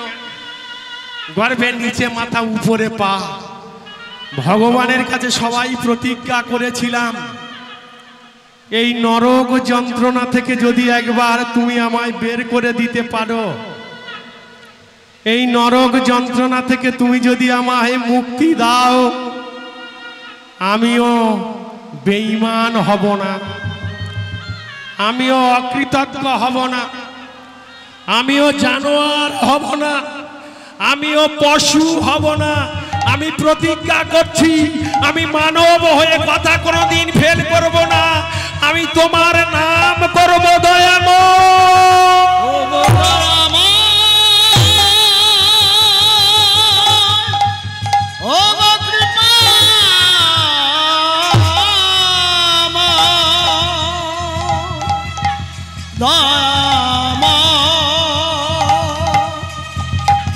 কৃপা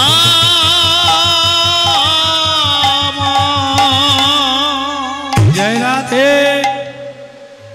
ও বাবা, বাক্য হলো পরম ব্রহ্ম তো, কি মায়েরা বাক্য পরম ব্রহ্ম তো।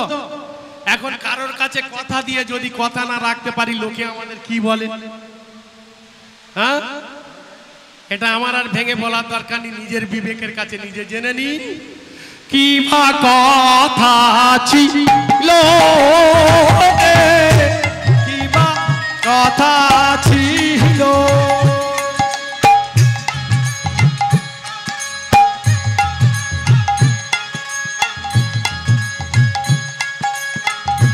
কিসের লোভে পড়ে ও জি সবই দেখো আইলাম রে। তাহলে বাবা কি বলছে এখানে? লোভ। ভগবানের কাছে সবাই কথা দিয়েছিলাম তো, কি বাবা? হ্যাঁ কি না দিয়েছিলাম তো? যখন গর্ভে নিচে মাথা উপরে পা, আমরা যখন এই পৃথিবীতে এসেছি, আমরা কেমন বড় বীর, একবার নিচে মাথা উপরে পা রেখে দেখিয়ে দিলে বোঝা যাবে কতক্ষণ থাকা যায়। আর মাতৃগর্ভে কতদিন ছিলে? হ্যাঁ, কথা সহজে নয় বাবা। তাহলে কিসের লোভে? আছে একটা লোভ, যে লোভের জন্য সত্য যুগে দেবতার দানবের লড়াই হয়েছে। এই দেবতাকে দানবকে এজন্য বলতে চেয়েছি বাবা, যেখানে মাটির প্রতিমা দেখছেন সেখানে মাথা ঠোকরাচ্ছেন। এখানে 4টে জায়গা ভেঙে দিয়েছে। দেবতা শব্দের অর্থ আলাদা, দেবী শব্দের অর্থ আলাদা, ভগবান শব্দের অর্থ আলাদা, ঈশ্বর শব্দের অর্থ আলাদা, আর প্রভু শব্দের অর্থ আলাদা। আগে যদি না এটাকে জানতে পারো তাহলে ভগবানের কাছে মাথা ঠুকরালে ভগবান কৃপা করবে না। এই যে আগের দাদা গেয়ে গেলেন, পার্থদা গান একটা গাইছিল শুনছিলাম, 8 কুঠারি 9 দরজা। দাদা আমার 9টা দরজা ভেঙে দিয়ে গেল, কিন্তু দেহের ভেতরে 8টা কুঠারি কোথায় আছে জানেন? সেটা একমাত্র মার্গের ব্যক্তি ছাড়া বলতে পারবে না। এখন কায়দা কানুন করে আমরা দিয়ে চলে যাই। তা দাদা ভেঙে দাও না, একটু বড়শির মতো আলগা কলে বেঁধিয়ে রেখে লাফি। টাকা পয়সা জমিদারি কত আশা,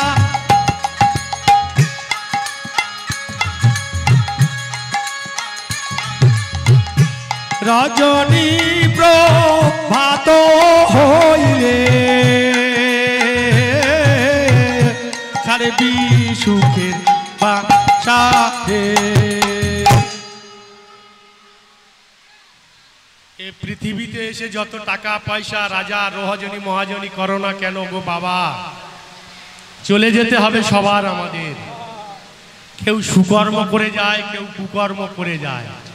হ্যাঁ, কিন্তু চোখ দুটো যখন বন্ধ হয়ে যাবে, নিঃশ্বাসের দিয়ে বিশ্বাস নেই মা, যতক্ষণ নিঃশ্বাস আছে অন্তত ভগবানের চরণে একটু মাথাটা ঠেকিয়ে যান, ইহাতেই কাজ দেবে। টাকা পয়সা জমিদারি কত আশা,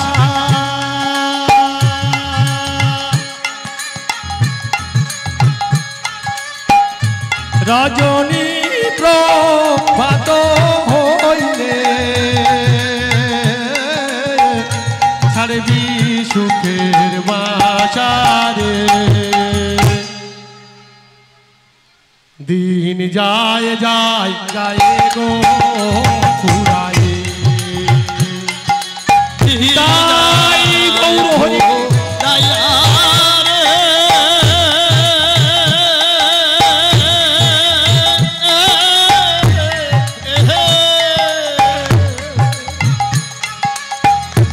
আজ ভজবি না ভজবি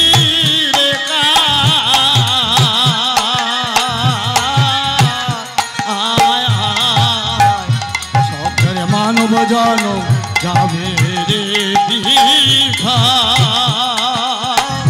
দিন যায় ফুরাইয়া রে, দিন যায় ফুরাই আরে।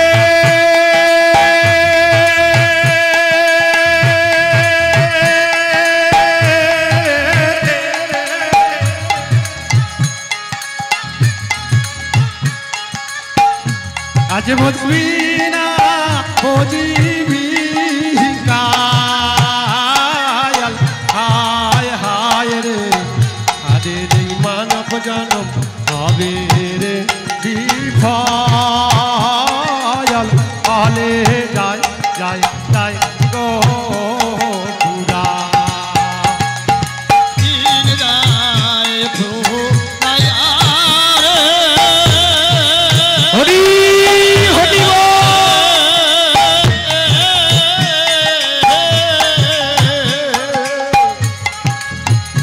আজ ভজবি না ভজবি রে হায় হায়, সাধের মানব জন হবে রে বিফল, দিন যায় ফুরাইয়া রে, সাধের মানব জন যাবে রে, সাধের মানব জন হবে রে বিফল। জয় রাধে। এইবার মায়েরা আমি একটা ছোট্ট লীলা আপনাদের সামনে পরিবেশন করব। লীলাটির নাম হলো ভগবানের কোমরে দড়ি। এমন একজন ভক্ত ছিল, সাধনার জোরে ভক্তির ঝরে ভগবানের কোমরে এমন দড়ি বেঁধেছিল, হ্যাঁ ভগবানের কোমরে এমন দড়ি বেঁধেছিল, জ্বালার চোটে ভগবানের জিভটা বের হয়ে গিয়েছে। তেমন সেই লীলাটি কার লীলা? আমরা বহু ভক্তের কথা আমরা আলোচনা করি এখানে। তেমন এক ভক্ত, নাম হলো ভক্ত মাধব দাস।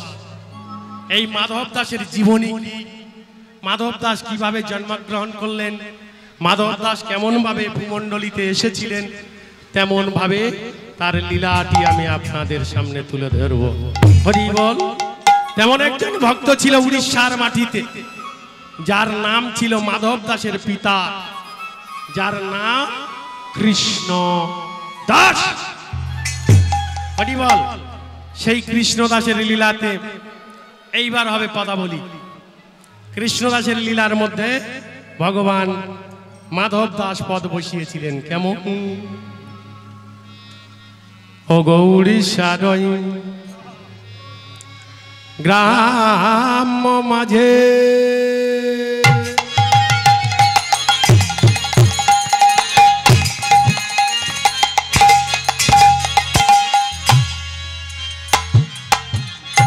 কৃষ্ণ নামে এক ভক্ত কাঁদে,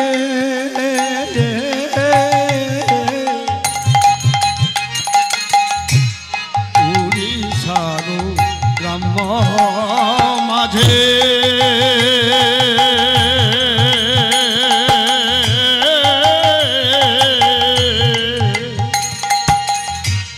কৃষ্ণ নামে ভক্ত কাঁদে,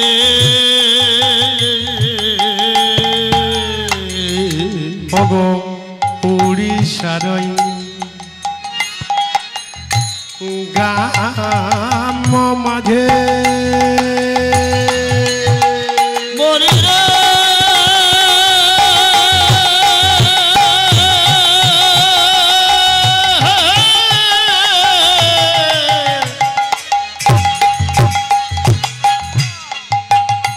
মরি রে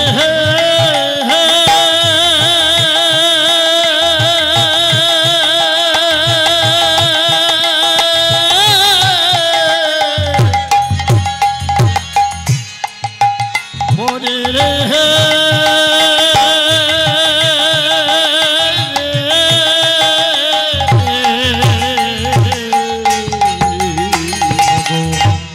উড়িষ্যার গ্রাম মাঝে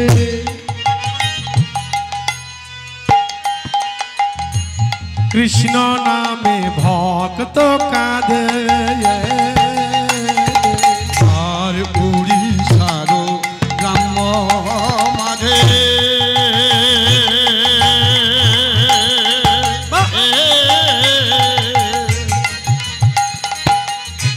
কৃষ্ণ নামে ভক্ত কাঁদে,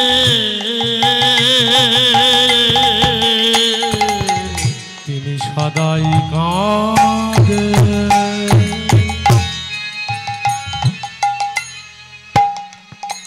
হ্যাঁ কৃষ্ণ বলে সদাই কাঁদে, কৃষ্ণ কৃষ্ণ বলি তিনি সদাই কাঁদে। হ্যাঁ কৃষ্ণ কৃষ্ণ বলি সদাই কাঁদে, কৃষ্ণ কৃষ্ণ বলি বলে প্রভু আমায় কৃপা করো, আমার প্রভু আমার কৃপা করো,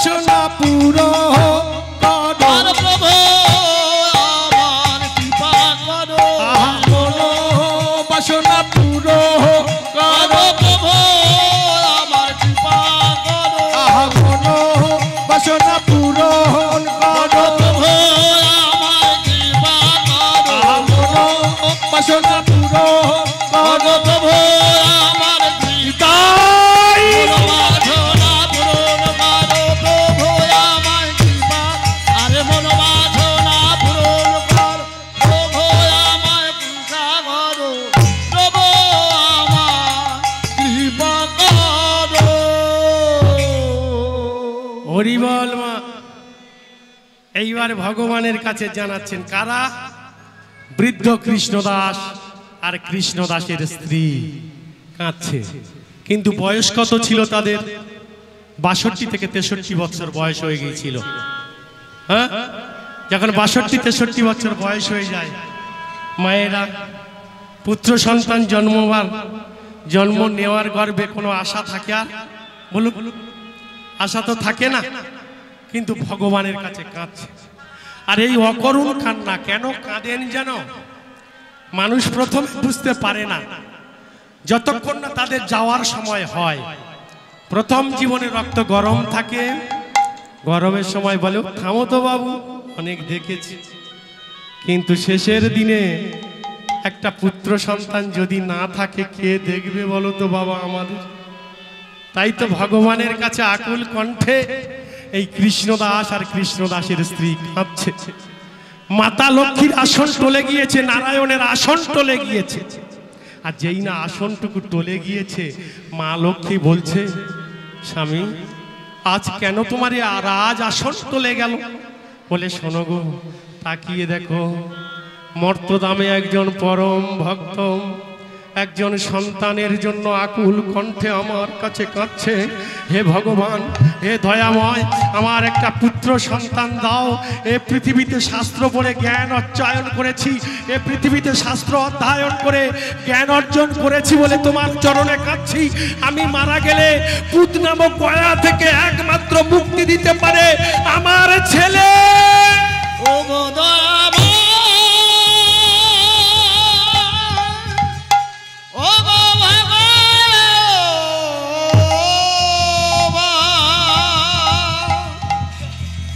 ও গো কৃপাময়, তুমি কৃপা করো। দেখো দেখো লক্ষ্মী, ভক্তের কি অকরুণ কান্না গো, কাঁদছে। তাই তো ওই ভক্তের মনোবাসনা পূরণ করতে আমারও যেতে হবে। আমিও যাব, আমিও একদিন যাব। আমি গিয়ে আমার অংশভূতা এক কলা থেকে জন্ম নেব ওই মায়ের ঘর। ওগো ভক্ত রূপে মা, তোমার মনোবাসনা পূরণ করতে গিয়ে আমি স্বয়ং নারায়ণ হয়ে, আমার এক অংশ ভূতা কলা হয়ে তোমার গর্ভে জন্ম নেব মা।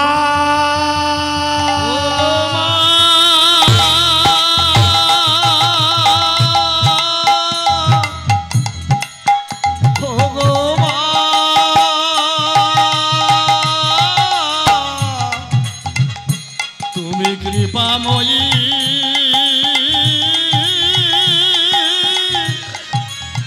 কৃপা। ও মায়েরা, ঠিক টাইমে বুঝতে পেরেছেন মা। কি গো, এই দেখো, শুনছো শুনছো? হ্যাঁ, কি হয়েছে? আরে আজকে প্রভাতে উঠে দেখছি আমার গর্ভটা যেন কেমন ভারী ভারী লাগছে গো। আমার যেমন শরীরটা কেমন হচ্ছে গো। আমার মনে হয় আমার গর্ভে কোনো সন্তান এসেছে। হ্যাঁ, এ বয়সে কেমন করে সন্তান হতে পারে?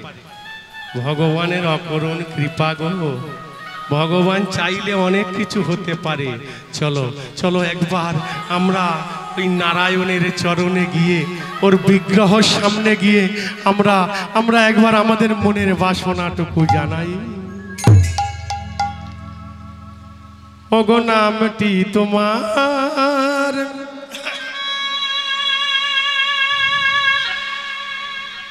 মদন মোহন। ঠাকুর, এই জন্যে সবাই তো তোমার চরণে আশ্রয় নেয় গো, এই জন্যে সারা বিশ্ব জগতে তোমার চরণে মাথা ঠোকে গো। এই যে ভক্তি যদি না থাকে তাহলে কেমন ভাবে পাবো তোমায় একবার বলো। ও গো নামটি তোমার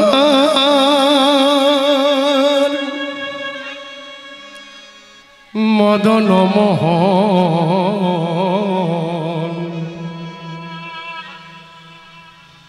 গিরিধারী গোপীনাথ। ও গো নামটি তোমার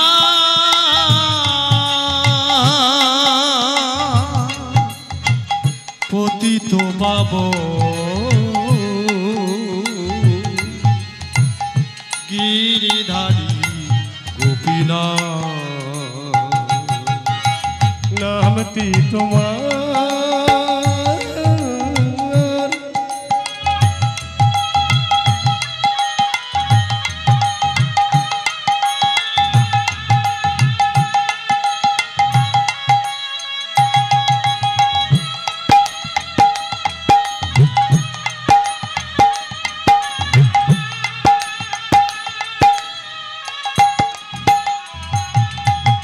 মদন মোহন,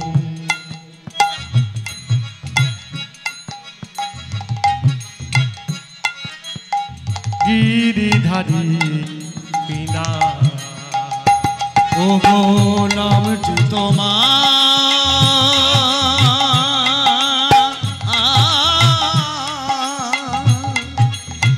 পতিত পাবন, গিরিধারী গোপীনাথ।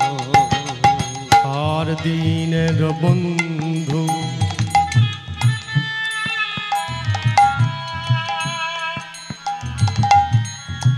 পতিত পাবন, দিনের বন্ধু পতিত পাবন, দিনের বন্ধু পতিত পাবন। দিনের বন্ধু পতিত পাবন। তুমি হলে দীননাথ,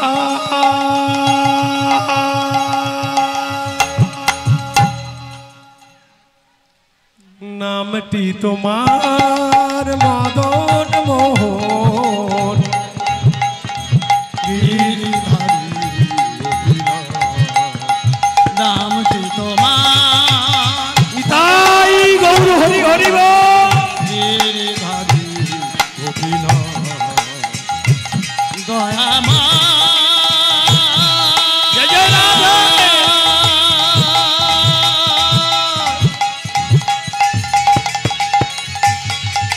ও গো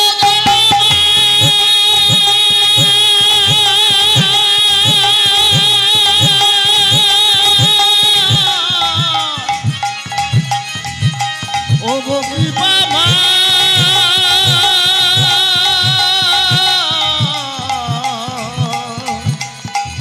ও গো দয়া মা। জয় মা। মা কাঁদছে ভগবানের কাছে, ভগবান তোমারে কি অকরুণ কৃপা। এবার আমি একটু বলেছিলাম লীলাটাও যাবে সঙ্গে, আর একটা কথা বলেছিলাম এই যেখানে দাঁড়িয়ে হরিনাম করছি এর নাম হলো মধুময় বৃন্দাবন, তাই না বাবা? বৃন্দাবনটা কে? স্বয়ং ভগবান। কি ভগবান?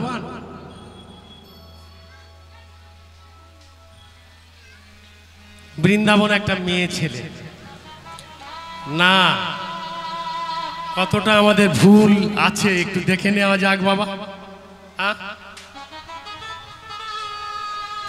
সবাই তো আসবে, ভগবানের কথা বলবে, সবার সব রকম কথা শ্রবণ করবেন।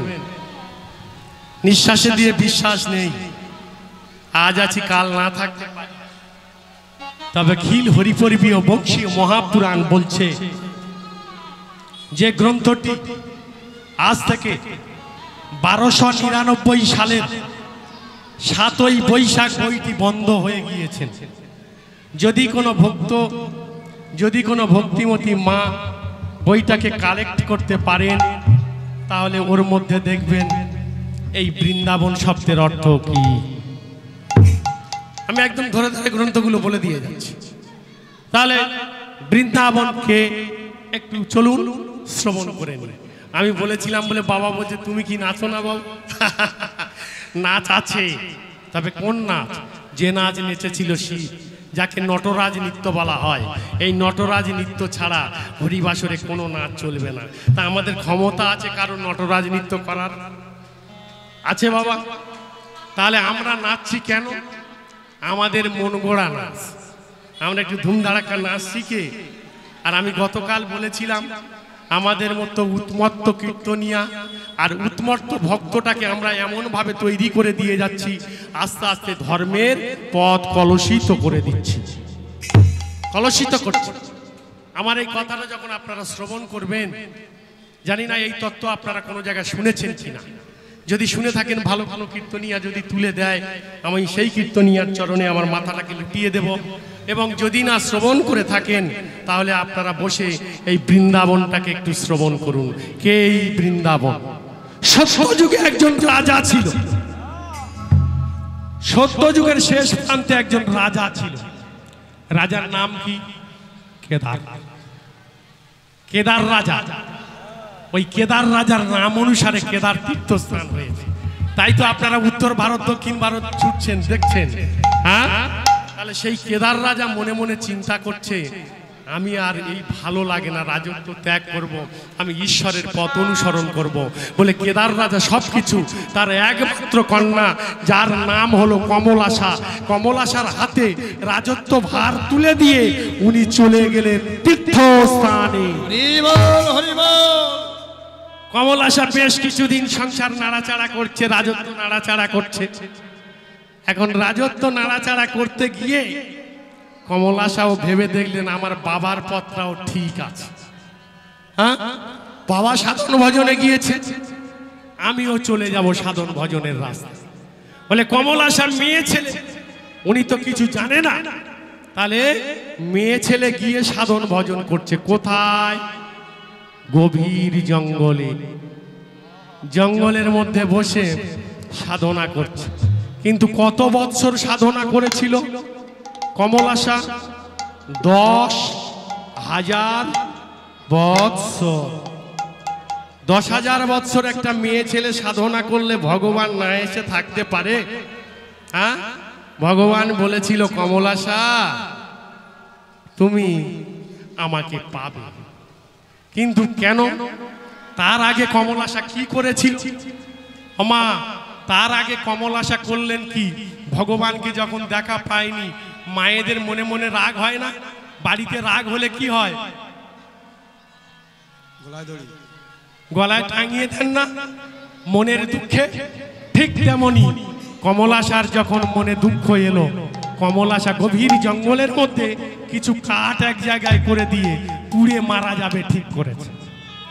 যেই না আগুনের মধ্যে যাবে, আর এমন সময় উপর থেকে দৈববাণী হলো কমলাসা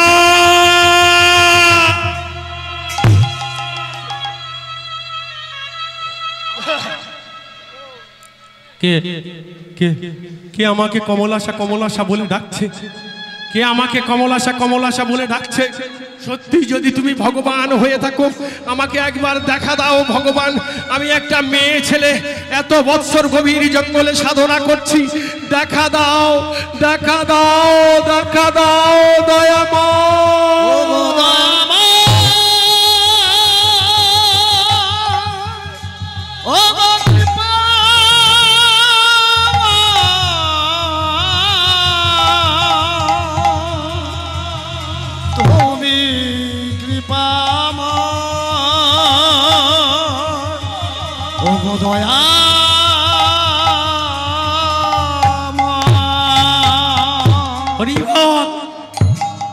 কাঁদছে, তুমি দৈববাণী দিলে, আমায় দেখা দিলে না কেন? চমকে দাঁড়িয়ে গিয়েছে। উপর থেকে ভগবানকে বলছে, ভগবান দেখা দাও। কমলাশা বলছে, ভগবান দেখা দাও। আর ভগবান বলছে, মাঝপথে থেকে হবে না। কারণ কি? কারণ তো একটা আছে। তাহলে কারণটা কি? সেই কারণের মধ্যে আমরা প্রবেশ করব। ভগবান দেখা দাও, আর ভগবান বলছে না। তাহলে আমার সাধনায় তুমি সন্তুষ্ট নয়? বলে, কমলাশা, তোমার সাধনায় সন্তুষ্ট লাভ করেছি, কিন্তু একটা বিষয় যেতে পারছি না। আশ্রয় করিয়া ভজে, এখান থেকে মহাজনের কলম, আশ্রয় করিয়া ভজে তারে কৃষ্ণ নাহি ত্যাজে, আর সব মরে অকারণে। হরি বল, তাই গৌর হরি বল। কমলাশা, তুমি দীক্ষা নাও। গুরুদেব, আমি কোথায় থেকে দীক্ষা নেব? বলে, দীক্ষা যার চিন্তা সেই করবে, তুমি ভেবো না। এমন সময় দুর্বাসা মুনিকে পাঠিয়ে দিল। দুর্বাসা গিয়ে বলছে, কমলাশা, দাও দাও দাও, আমাকে আপনি যদি দীক্ষা দেন, তাহলে এক মুহূর্তের জন্য আমি কৃষ্ণকে দর্শন পাবো। আরেক মুহূর্তের জন্য যদি কৃষ্ণকে দর্শন পাই, তাহলে আমার নারী জীবন ধন্য বলে মনে করব। হরি বল, হরি বল। যেই না এই কথা বলেছেন, নারী জীবন ধন্য বলে মনে করব, দুর্বাসা মুনি বলছে, এত সহজ হবে না গো। তাহলে কি? তুমি ভগবানকে ভজনা করছো কতদিন? বলে, কেন, আমি 10,000 শতবৎসর। তবে আমার চরণে, আমার চরণটাকে যদি তুমি গুরু বলে মানো, আমার চরণটাকে যদি তুমি ভজন করতে পারো, তবেই ভগবানকে পাবে, নতুবা পাবে না। আমি এবার কি বলতে চেয়েছি, এবার বুঝতে পেরেছেন কি? আমি কি বলতে চেয়েছি আমি বুঝতে পেরেছেন আপনারা? তাই তো বলেছেন, আমায় একলা যেতে ভয়ে করে,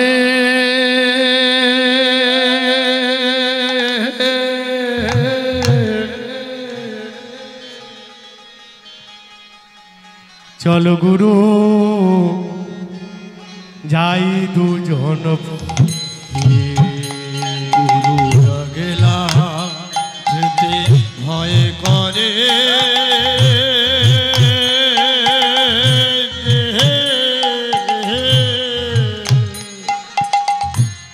চলো গুরু যাই দুজন পারে। আসতে বাবা, কেন এই কথা বললেন? মাগো, এই গৃহ সংসারে আমরা আছি, যতক্ষণ না দীক্ষা আশ্রয় গ্রহণ করি, ততক্ষণ এই দেহটাকে শ্মশানের সমতুল্য বলা হয়। হ্যাঁ, এই অপতীত দেহটাকে পতীত তৈরি করতে হলে এর উপরে নাঙ্গল চালাতে হয়। এই নাঙ্গল চালিয়ে মাঠে কাদা তৈরি করতে হয়। আর যদি মাঠে নাঙ্গল চালিয়ে কাদা করে যদি বীজ রোপণ করো, এই বীজ থেকে এমন ফসল দেবে, আপনার কোনোদিন অভাব থাকবে না। তাই তো এই জীবনে আমাদের দীক্ষা নিতে হয় গো জননী। আর দীক্ষা না নিয়ে যদি গোবিন্দকে ভজন করো, গোবিন্দ কোনোদিন কৃপা করে না। আমার একলা যেতে ভয় করে,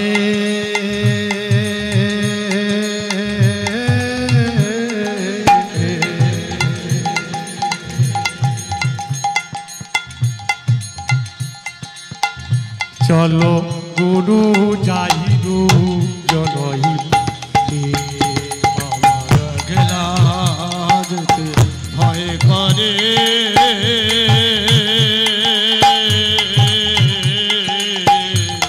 চলো গুরু যাই দুজন পারে। আস্তে, কেন এত কথা বললেন? তাহলে আপনারা বলবেন আমরা সংসার ছেড়ে মঠে উঠে যাব। শাস্ত্র বলছে না।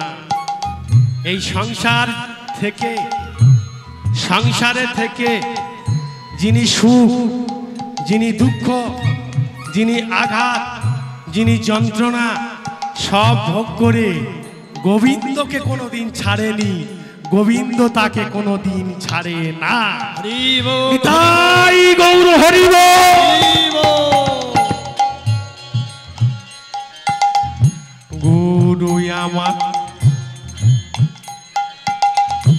দেহ ছিল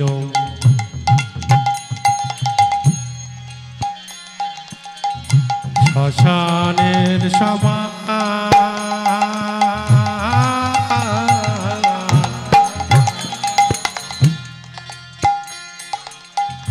গুরুবার মন্ত্র দিয়ে করল ফুল বাজা। আমার দেহ ছিল শ্মশান সমান।